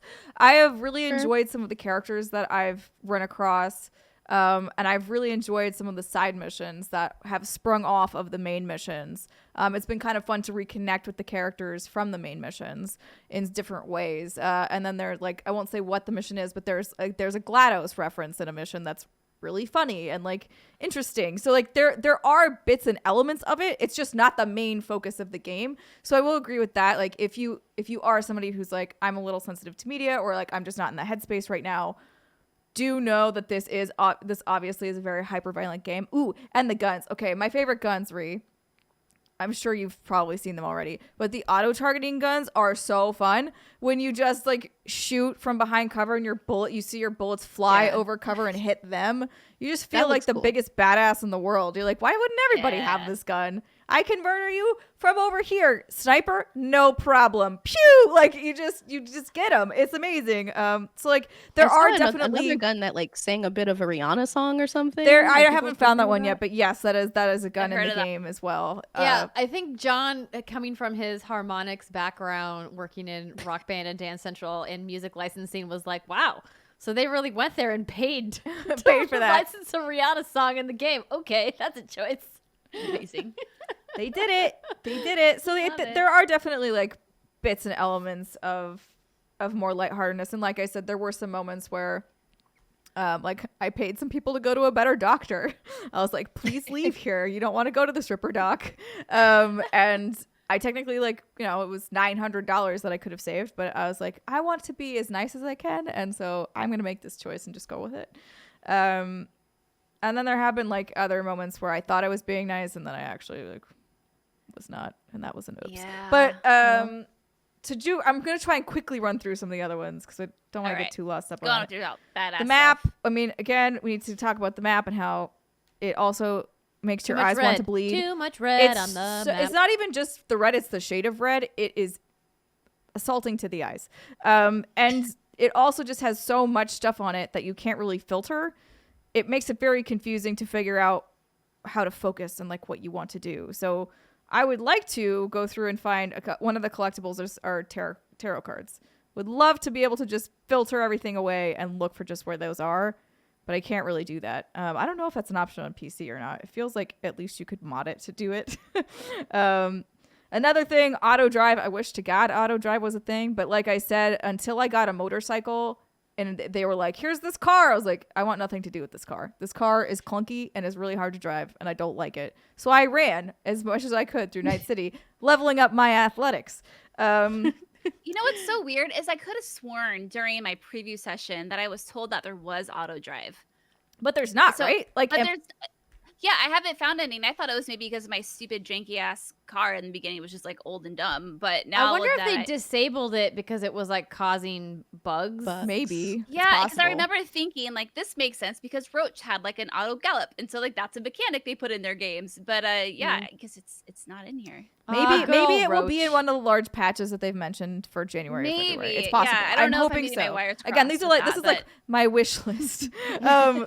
I do wish for slightly better checkpointing. It's not horrible, I will say that, but I definitely have been kicked back a few times where I'm like, God, I'm starting here, like kind of those moments which I don't love. Save spam. What? And yes, I know save spam, but like sometimes you can't save if there's combat or if there's something else. Like it won't let you do it. So you're just like, either I need to like run out of this building to try and get out of combat to save it, or I just have to keep going forward and hope that I don't die. But that's the instance where it would be nice if when you made it to another level, it would just checkpoint. It would just save for you, but it doesn't do that. What else? I've talked about that. Your little list. I know. Well, because I was like, I just want to make sure I hit on the points and I'm as thorough as possible for everybody out there wondering whether or not they should play this game. We were talking a little bit about the other. Actually, you know what? I'll circle back to the red on the map. Red is such a bizarre color choice to me for the UI for this game because you have to really relearn a lot of your instincts with the color red now. So to me, if you play Fallout, if you play any of those Bethesda games, do you see something highlighted in red? It means you're stealing it, and it means bad things will happen to you if you pick it up. Everything here, though, is red. So I definitely had anxiety for a little while because I was like, are the police going to come after me? Because I'm picking up everything, but they're highlighted in red, but everything's highlighted in red. Do they just not get mad? So, like, basically, so just so you know going into it, no one's going to get mad at you. You can just take all their shit. Yes, you can literally steal go it all. into someone's apartment and just steal all their shit. And Like all their money. Like if they have money lying out, it's your money. Just take it. And they don't care. But like I wasn't sure if like how the AI was built. So I was and everything's red. So in my head, I'm going to get in trouble for this. You're not. It's fine, I guess. But I just wish that they would have picked a different color. That's all I wish. Mm-hmm. And then usually, the red is like it's gonna explode. Sometimes the red explodes here. Sometimes it's a hacking point. Sometimes it's a place to dump a body. So it's just like, I just kind of wish they were like, you know what, maybe we should lean away from red, keep red as the more traditional gaming UI choices. We'll pick a blue, we'll pick a yellow, we'll pick a whatever. We'll pick any other of these neon fun cyberpunky colors that we have in our marketing. But we still make it, readable and not as confusing to the player. Mm-hmm. But, they didn't, and I please, for the love of God, change it. It's just a color. But going back to kind of like the main quest and how things are happening to you, another part that feels a little bit jarring that I've seen criticism of is the way the fixers, who are essentially your quest givers in each region, barrel into your life. So these are people you don't really have a connection to for the most part, unless if I started as a street kid. I feel like I have more of an understanding of them in this world because you kind of start out that way. It gives you a little bit more context for it. But I've definitely seen people who I think started out as Nomad or Corpo who are like, who are these people dialing me? Why are they dialing me all the time? Like people who just have my phone number. I don't understand it. And I do agree with that a little bit. I just feel like I wish there was slightly more of a connection. So maybe even if it was like no one would call you, or maybe they call you and they're just like, hey, come, I don't know.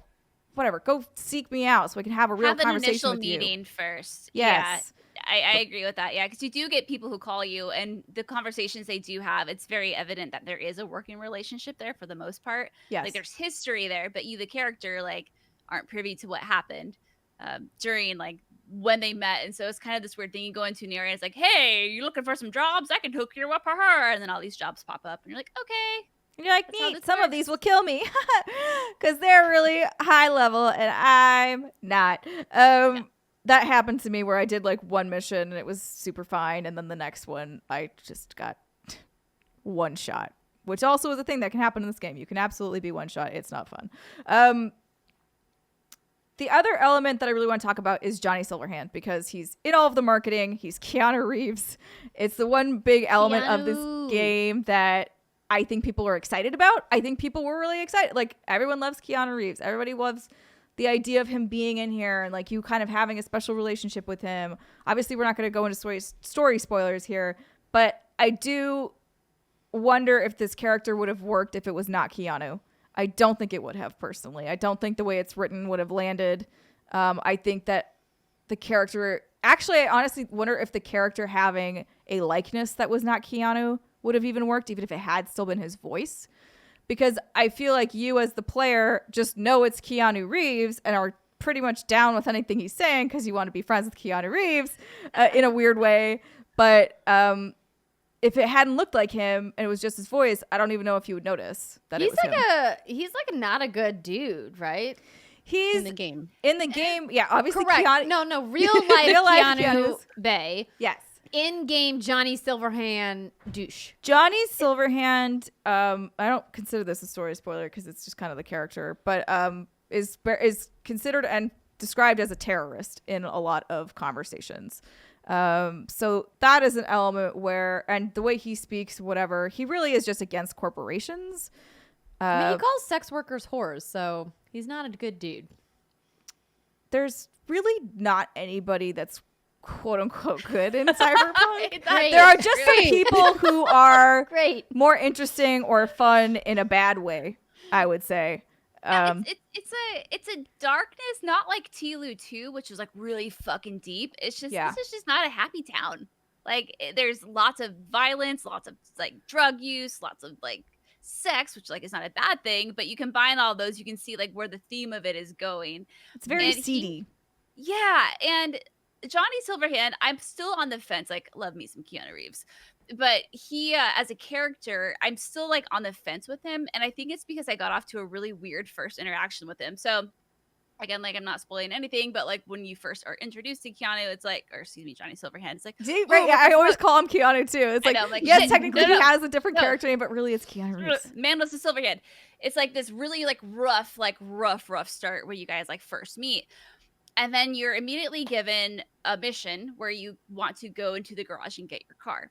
So you're like, okay, cool. It's a side mission, but it's like a convenient mission, and it's something that pops up on your UI like immediately after. And you're like, okay, cool. So you go down to your car and you get in the car and something happens, and then you're talking to Johnny Silverhand like he's your best bud. Yeah, And there is a and then lot of that. Yeah, and then I had another mission where I'm wandering around.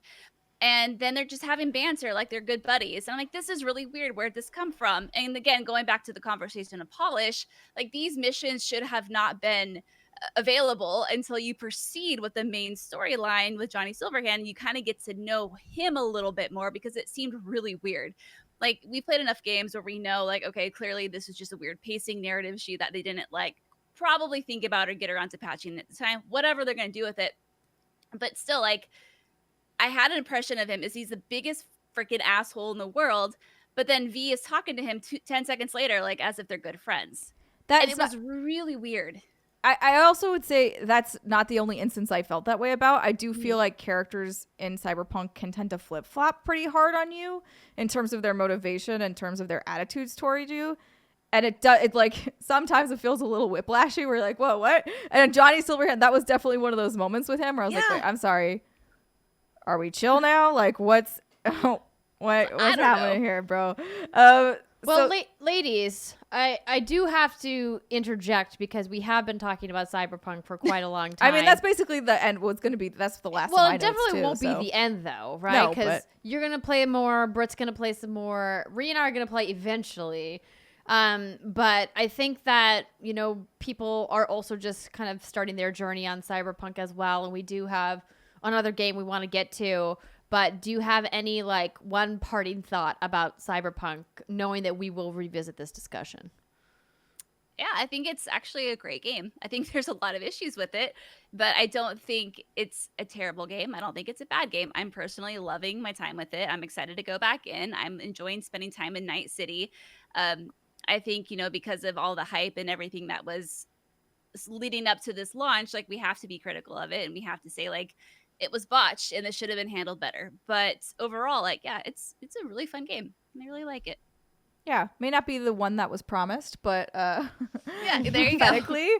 But I do still think that there are enjoyable elements to this game. I have had fun with this game. I feel a draw to this game, but obviously, as you have just heard for an hour, there are still a lot of issues with it.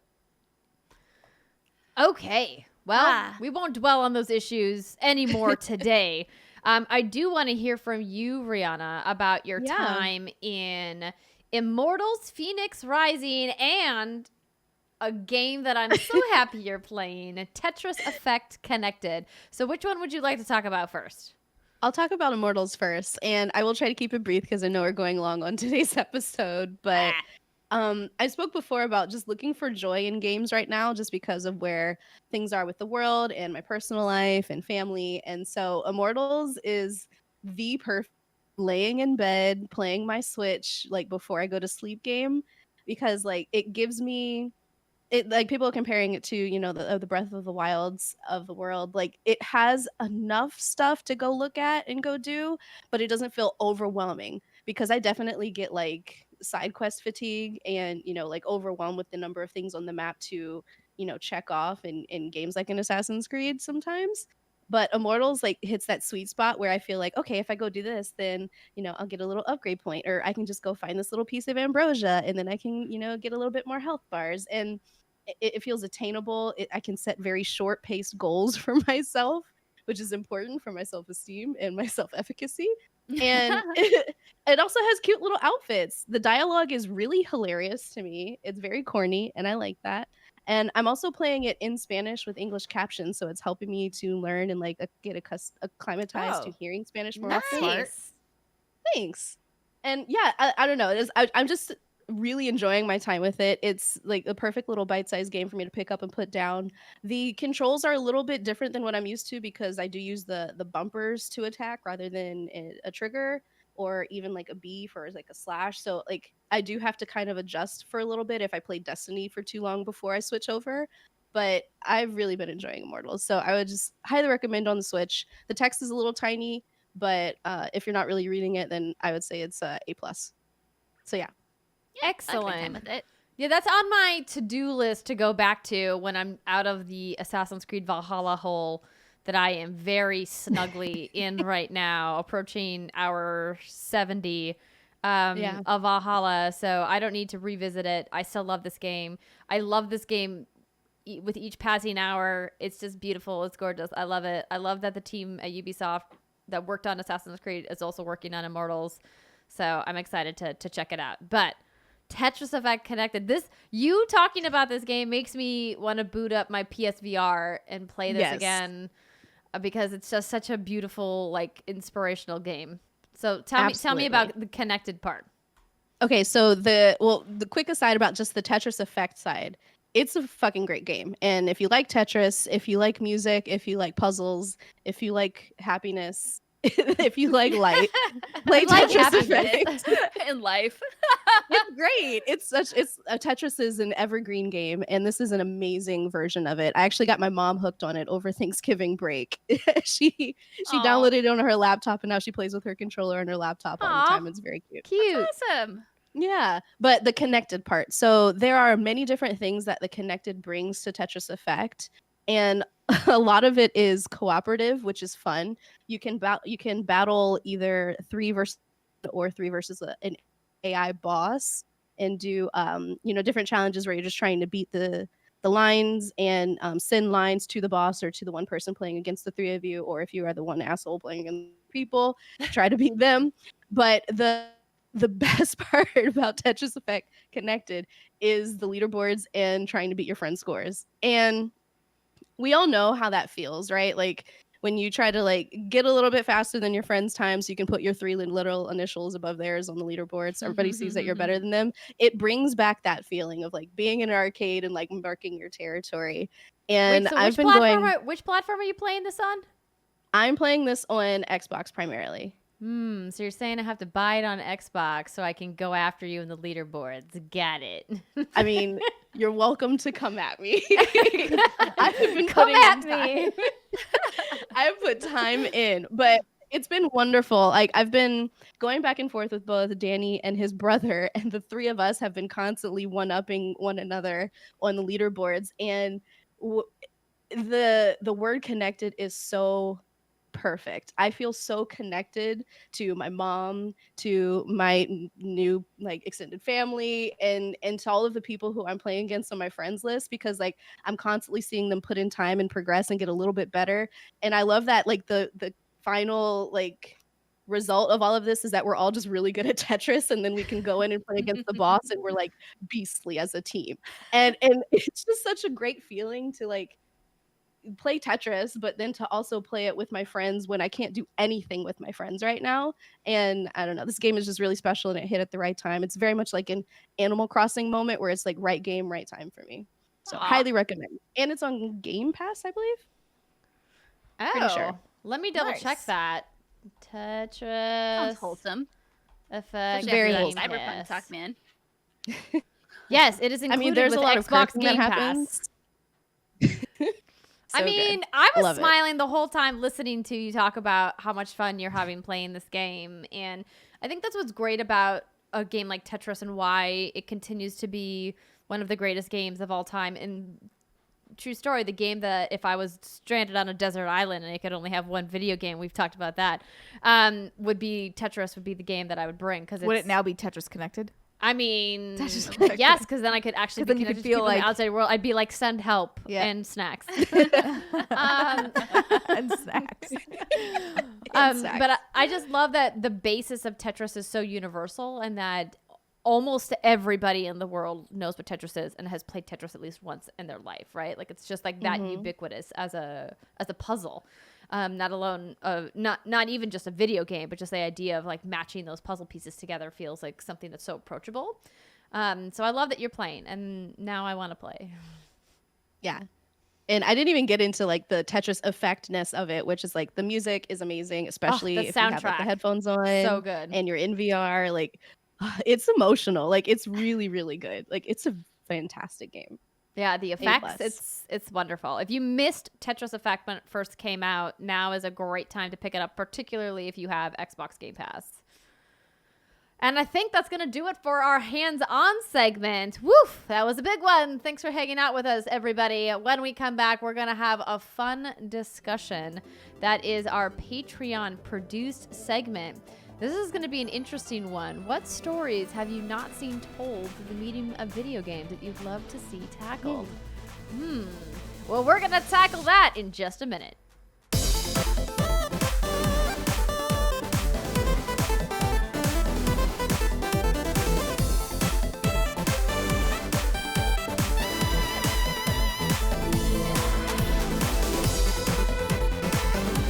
Welcome back, everybody. It's the final segment of the What's Good Games podcast, and this is our monthly Patreon-produced segment where we go to you, our lovely patrons, at patreon.com/whatsgoodgames and ask you to vote on topics that you want to hear us talk about. We always get a really interesting mix, and this month, Brittany, do you want to take a stab at Carrie's name? Carrie's topic? Yes. Kerry Kazmierowicztrimm. Nice. That was actually pretty good. Pretty good. It's pretty Thank good, you. Britt. Thanks, ladies. After butchering all those CDPR folks, about time I get something right. So Carrie's topic was, what stories have you not seen told in the medium of video games that you'd love to see tackled? And as a reminder, every month on patreon.com/whatsgoodgames, I pull for topic suggestions, pick some of the top ones, and then y'all vote. And this is what y'all voted on. And it won by a pretty beefy margin. So it should be a fun discussion. Interesting. I like it. But before we get to Carrie's topic, we are going to read our elite patrons and above in spectacular and mispronounced fashion, as we always do, as your monthly shout out as part of your member benefit. Don't forget, everybody, we recently announced that we're going to be changing up the tiers on Patreon beginning January 1st. So if you missed that announcement, you can get all of the details at patreon.com/whatsgoodgames. There are a couple of tiers that aren't moving at all, and then there's a couple of tiers that are changing up quite a bit. So if you're interested in learning more about that, again, all of the details at patreon.com/whatsgoodgames. All right, ladies, shall we begin? We shall. Oh, yeah. Take it away, Steimer. Charles Vanek. Stephen M. Schneider. Almost. That was No? really funny because you like glitched in the middle and it was like, oh, soup. Seriously? Yeah, it was really odd. We have Dustin Toby. Regina Phalange. DK2112. Maz Mikasa. The male escort. The Supreme Commander of the Cyber Chihuahua Ninja Army. Sean Smith. Nathaniel 97. Daniel Hull. Bang Zoom Pow. Alexander David. Flying Cosmo. Eric Z. Ermagerd Arenda. Carla Callahan. Nathan Watkins. Chewy's Godson. Rob Cobert. Michaela Sage. Alex Kohler. Simply Sassy. Tracy H. Storm in May. Tony Hesse. It's Shay. Sorry? Shay. Shay. Tony Shay. Shay. Tara Bruno. Brittany Heath. Trent Berry. Sean I. Justin Fuss. Brian R. Johnson. Justin Foshee. Jasmine Sains. Patrick Landry. Punkdefied. Rob Leonard. Jose Perez. Olivia Owens. Jake Sue. Brian Happa. Patrick Higgins. Kenneth Stimmel. Zach Hershey. Trent Pennington the third. I added that part. It's not actually a third. I like it. Emily Kent. Roland Bala. E. Benjamin Shinakis. Christopher Lindmark. Faris Attieh. Gary Oxborough. Matthew Simpson. Jessica Blum. Patrick Weller. Matthew Godard. Noel Navarez. Tyler McCall. Joe Wilson. Adriana Rock Williams. Shai Jackson Burgess. Mohammed Mohammed. Chris Wilson. Renee Burns. Giselle Bassa. Andrew Susan. Gary Peck. Dale Sun. Nambui. Michael S. Marcus Ian Brown. Pete Shoemaker. R.J. Bryan. Carl Pedersen. John Kennison. Bill Stillwell. Pure Blue Octopus. Reagan M. Teresa Eder. Jason Demers. Alex Rigopulos. Andrew Cotton. Kia B. David Icolucci. Joe Schleif. Elmo Shell. Elizabeth Brooke. Gio Corsi. Molly Bittner. Jared Howard. Aze Bakia. Nicole Humphrey. Stephanie Fitzwilliams. John Drake. And Trevor Starkey. Thank you to our elite patrons and above, and thank you for suffering us reading your names every month. We love you guys. All right, now let's get to this question. I was thinking about this. Are you mean because you have something you want to say? No, it's just a hard question. I was also stumped when I first started thinking about it. Well, I think what I was thinking of first was games about experiences that I haven't seen. And sadly, some of those experiences would be hard to replicate from a gameplay perspective because it would feel like too sad. And I'm like, I don't want to make a sad game. You know, like I don't want to talk about like a struggle or a strife that I've been through that I haven't seen. I want to see something that's, you know, like more uplifting, or at least like has an uplifting like arc to it, even if there are some dark points in that story, because I think that's what makes a really great game, is any great narrative, really, whether it's a game or like a book or what have you, is that there's, you know, there's tension and conflict that results in like a happy ending. I love a good happy ending, you guys. Especially right now, right? Yes. It feels real good. Yes, yeah, Brittany. it's hard because I think a lot of the stories I would like to see in a video game is something that I can't think of. And what I mean by that is because like I haven't been in the shoes of the experiences of the people of the different cultures that I want to experience a game from. And I think if games could be authentically well done and written from the right perspective, from the right people, that's what I want. And whether that's someone of a different skin color, sexual orientation, cultural background, like that's the shit I find fascinating. I think video games can be a fantastic medium for that. So yeah, like obviously I can't sit here and spitball and be like, I would like to see the perspective of someone blah blah blah, because you know I can't. I don't know what that's like. Well, but go ahead. No, sorry, go ahead. Didn't mean to interrupt your thought. I was done with that thought. I think that there's been some instances of stories that would resonate with me that have been done. Like I think about how I always am attracted to women protagonists, right? Like as a woman, I want to play as a woman literally 100% of the time. Like I have no problem playing as, you know, as a man in games, right? But that is just an experience that if I have a choice, I always default to a femme character. It's just like the characters that I want to see and want to play. And for the longest time, we just never got really powerful femme characters in positions of power or positions of physical strength that didn't always have like a yeah but moment where it's like, oh well, there's some kind of caveat. And I feel like we did get a couple of good examples in like the Gears of War franchise, and obviously like Mass Effect with FemShep was a great example.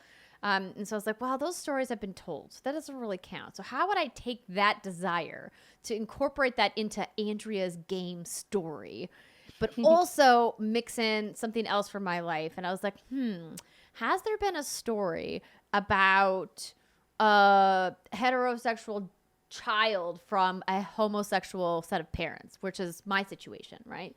Like I think about that as like a story to be told, and like the struggles that I had growing up living in that situation. And I was like, how can I take some of that story that defines me as a person and bring it into a video game in a way that feels empowering? And I think that's the kind of story that I would love to explore, but I don't know what kind of game that would be from like a gameplay mechanics perspective, right? Like, do I want make it like an adventure puzzle game? Do I make it action adventure? Do I make it dating sim? I don't know. Yeah, Yeah. it's also tough because a lot of stuff that we think of has probably been done in the indie space, and we just don't Yeah. know Right. about it. Exactly. Yeah, that's just it. Like, there's so many good indie games that I think do touch on a lot of these topics, but they just don't get highlighted, which is a real damn shame. And I was thinking too, Andrea, like about kind of along like your line that you're talking about, in the sense that I don't know how fun this game would be. And I think the thing that's come closest to it is like probably the first Life is Strange. But I think if you take a game and you put it in a relatable setting, whether it's something almost everyone's done, whether it's high school or a corporate setting in a company, a family setting, whatever, and I guess tackle like real issues that come with maybe growing up or discovering your identity at any age, whether that's insecurities or standing up for yourself or something. And I say that because I think as humans, we don't give ourselves the same advice we would give like our best friends, right? We tend to treat other people way better than we treat ourselves, especially when it comes to coping and trying to, deal with real life shit. And when I first played the Life is Strange game, I really resonated with Max in a lot of ways. And I felt like almost empowered that I was able to give her the decisions that I wish I would have made when I was in high school, or if I were in her shoes. And I think kind of that game made me realize a lot of things about myself and how much I've grown as a person. And I don't know if there can be a game that would be made like around that, maybe for younger people, that kind of teaches them self-empowerment or teaches them that it's okay to stand up for yourself and give them the courage to do that. I don't know if this is making any sense, but like, no, that's kind it of where I'm is going. 100%. Because I think that you touch on a really great point, that we particularly as women are taught to self-deprecate to the point of destructiveness, right? Like we are taught that we cannot celebrate our accolades at all, that we always have to bring ourselves down to make sure that we're not shining too bright and affecting other people. Any kind of accolade, like you're a really nice person, thank you for making me laugh today. Oh, I'm not really that funny at all, right? Like this whole idea of self-deprecation is like a sickness in culture, particularly in circles of young women, and how we're not allowed to be like, yeah, you go girl. And like, I feel like there are some good role models who are trying to break through that era of self-deprecation to move towards self-empowerment. I automatically think of somebody like Lizzo, who's been such a great like beacon for self-esteem in an era of like online judgment and people just being so cruel to others in the online space, and her being like fuck y'all, like I'm amazing. If you don't know I'm amazing, that's too bad for you. I guess you don't get to hang out with amazing me. And I think that taking that kind of self-empowerment that you're talking about, Brittany, and trying to channel it into a game would be awesome. Someone do it. It's a good idea. Now I just want a Spice Girls game. Oh, There yes, was one of Yes, those. Spice Girl the game. On Okay, PlayStation, Steimer. there was a Spice Go Girls on. game. I don't It was know. terrible. You're just talking about women empowerment. I'm like, who does this better than the Spice Girls? No one. And so now I'm just like, I don't even know what this game would be. But like, hey, they made a really dope movie, so they could probably make a pretty dope game if we just I'm let trying them to see what have the it. Spice Girls game was. There was one on PlayStation. Oh, that's right. There was, but I was don't like, think it was. it could very be a good. 5-player co-op game or 4-player because that's Posh is bad. just like she's not part of the crew anymore. Yeah. She'll be and- like in the background as a NPC. Just looking She's like a fabulous. she's like a DLC character. Yeah. And then so it's action adventure, and it begins at the beginning of their career, and you go to, it's kind of like elements of Rock Band where you go on tour, but it's less music and rhythm mechanics and more like action adventure where you have to pick a character. And there's like skill trees for each of the girls they're like a creative class, right? Like you can be like the crazy Spice class. You can be Baby Spice class, and they all have their own individual trees like Avengers. This could be really Okay. great, Steimer. Let's pitch it. Let's get I somebody know. on the phone. Andrew the has a vision. costumes. The costumes would be Oh my god, the amazing. creative character. Yes. And then you could, what Come if on. we had like a new Spice Girl and then you could make your own version of a Spice Girl? And Like, they yeah, had, I a mean, really like the old badass Spice creative Girls character. could be, or the original Spice Girls, I'll say, could The be old. trying to, yeah, not old, I mean, they're technically old now. but you know what? It's relative. Not that old. They still rocked it, And they at looked the concert. amazing. Oh my TBD, God. or TBH.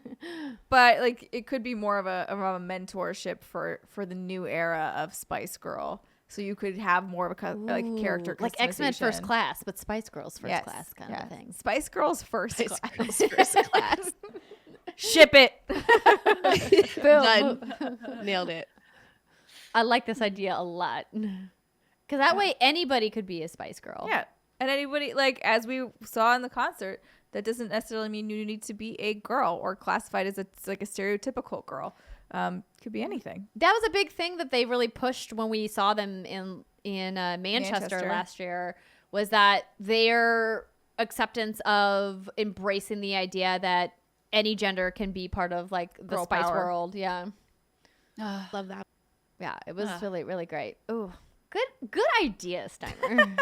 And it all stemmed from Brittany's wanting to like have more empowerment as a high schooler. Yes.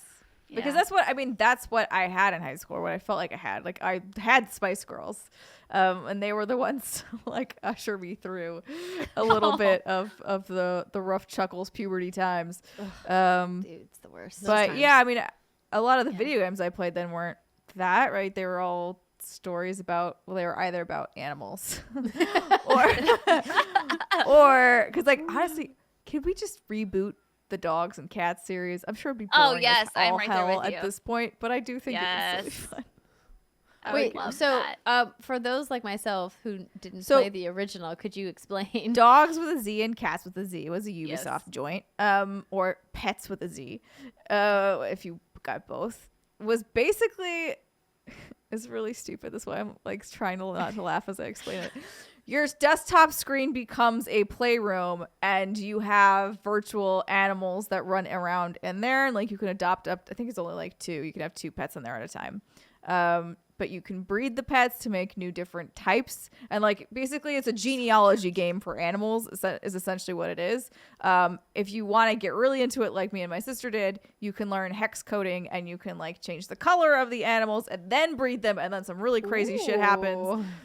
It's kind of like it's just a weird experimental game, but you just like pet the cats, you make them pose, or you can try and make them play pose. with them. You play with them, and then you Give can them like catnip. cycle them you can through. teach them tricks too.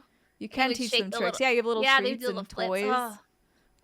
Actually, you can have more pets, but you can only have 2 pets at a time in a time. playroom. Yeah. So you basically like usher them back outside if you want to bring in a different pet at that time. And then that's how you like try and make them fall in love. God, You're that like, sounds do you like fun. each other? Yes, purr.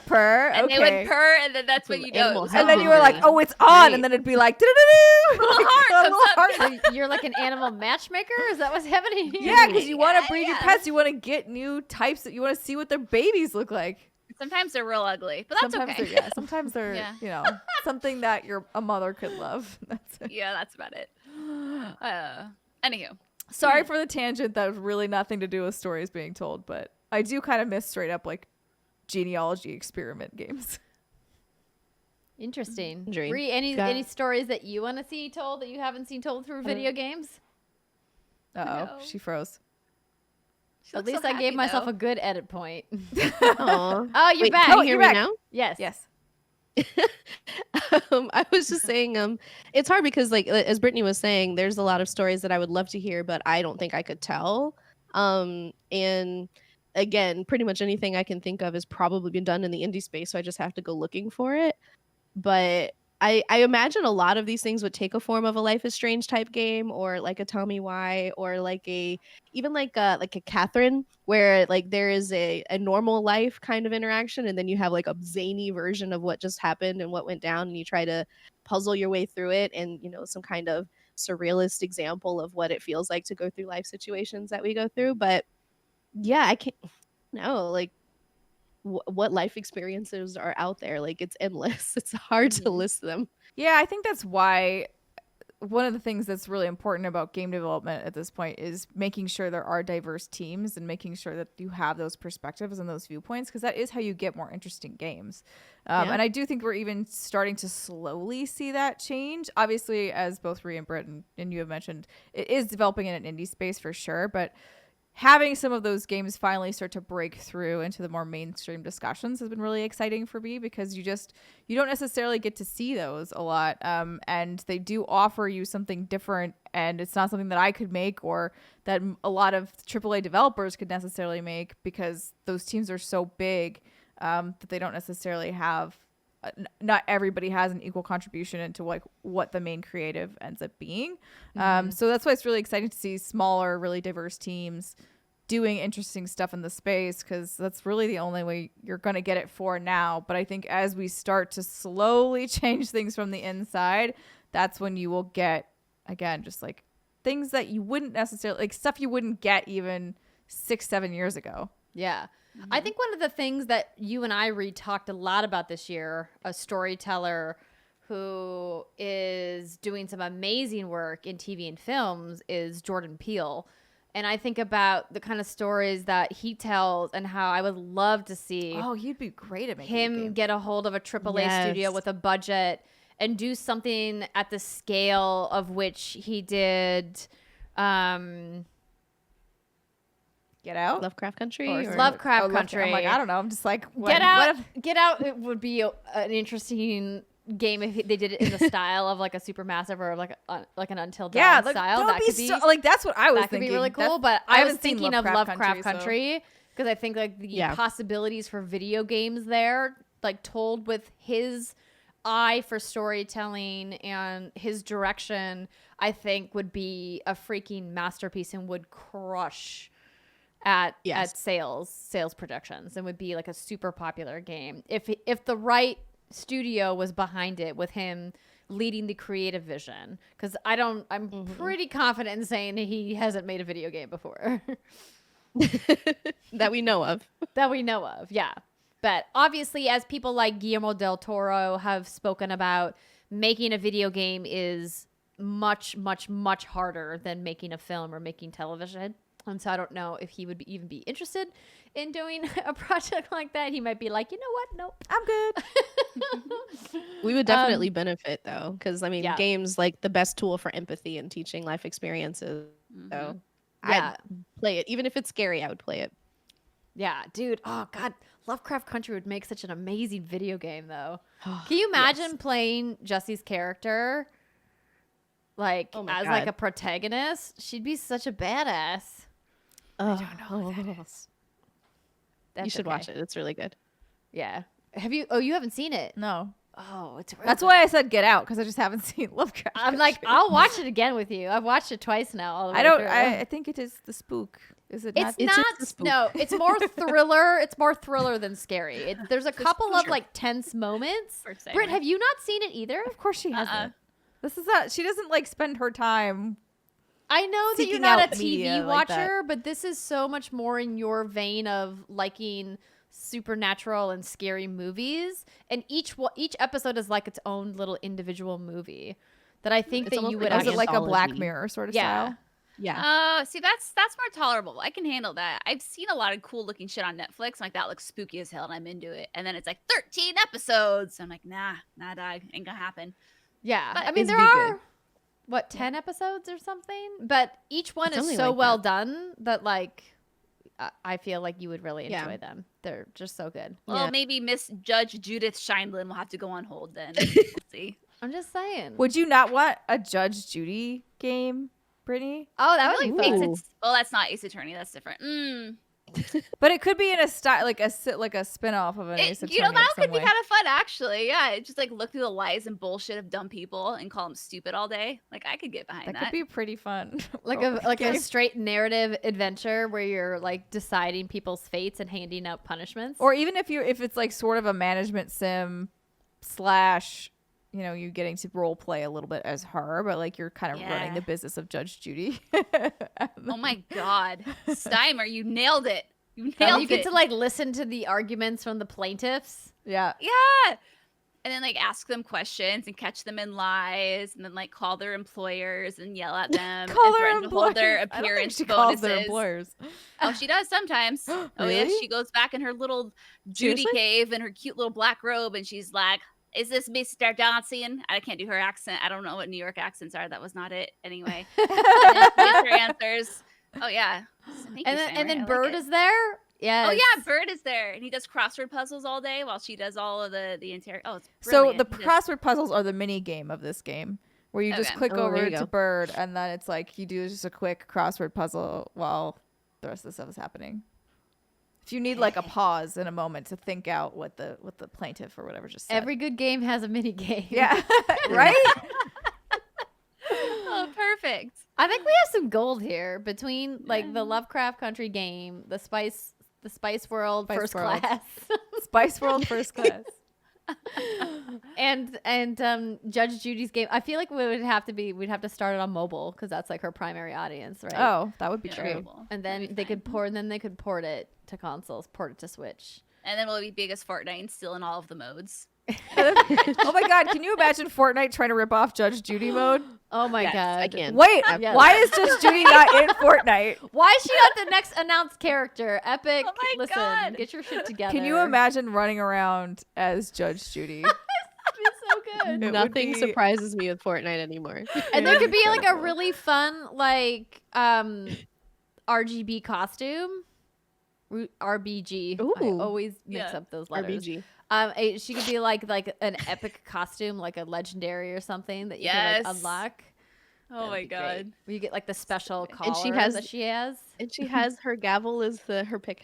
Yes. Yeah, gavel. I was thinking gavels needed to be incorporated here. Oh my gosh, this is genius. Screw This the is game about genius. empowerment. Like, fuck, let's you get some Judge Judy going in this bitch. Yes. Yes. Judge Judy is technically all about empowerment. It's true. She is a very empowered woman, and I love her for that. And something about her story that a lot of people forget is that she didn't start her career as a judge until really late in her life. And she didn't get her success on her television show until even later.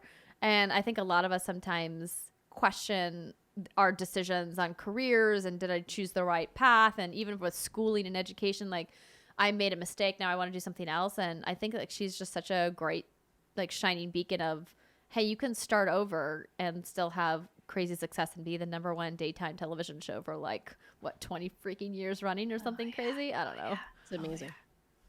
Yeah. Anywho, this has been fun. What a fun little question. Thanks, Kerry, for this topic. And thank you to everybody who contributes to everything we do here at What's Good Games by supporting us on patreon.com/What's Good Games. We say this every month, and I mean it every time. We could not do the show without you guys and without your support. And we want you to know that it means the world to us. And while there will be fun episodes for the last 2 weeks of the year, thank you so much for supporting us in 2020. We, of course, will be coming back in 2021 with more news, commentary, analysis, and funny stuff. But we hope you enjoy the special episodes, and we hope that you get some time at the end of the year to play some video games that make you feel good, or make you feel bad if that's your thing. I don't get it, but you do you. Boo. You do Masochism you. is a real thing. All right, everybody, have a great weekend.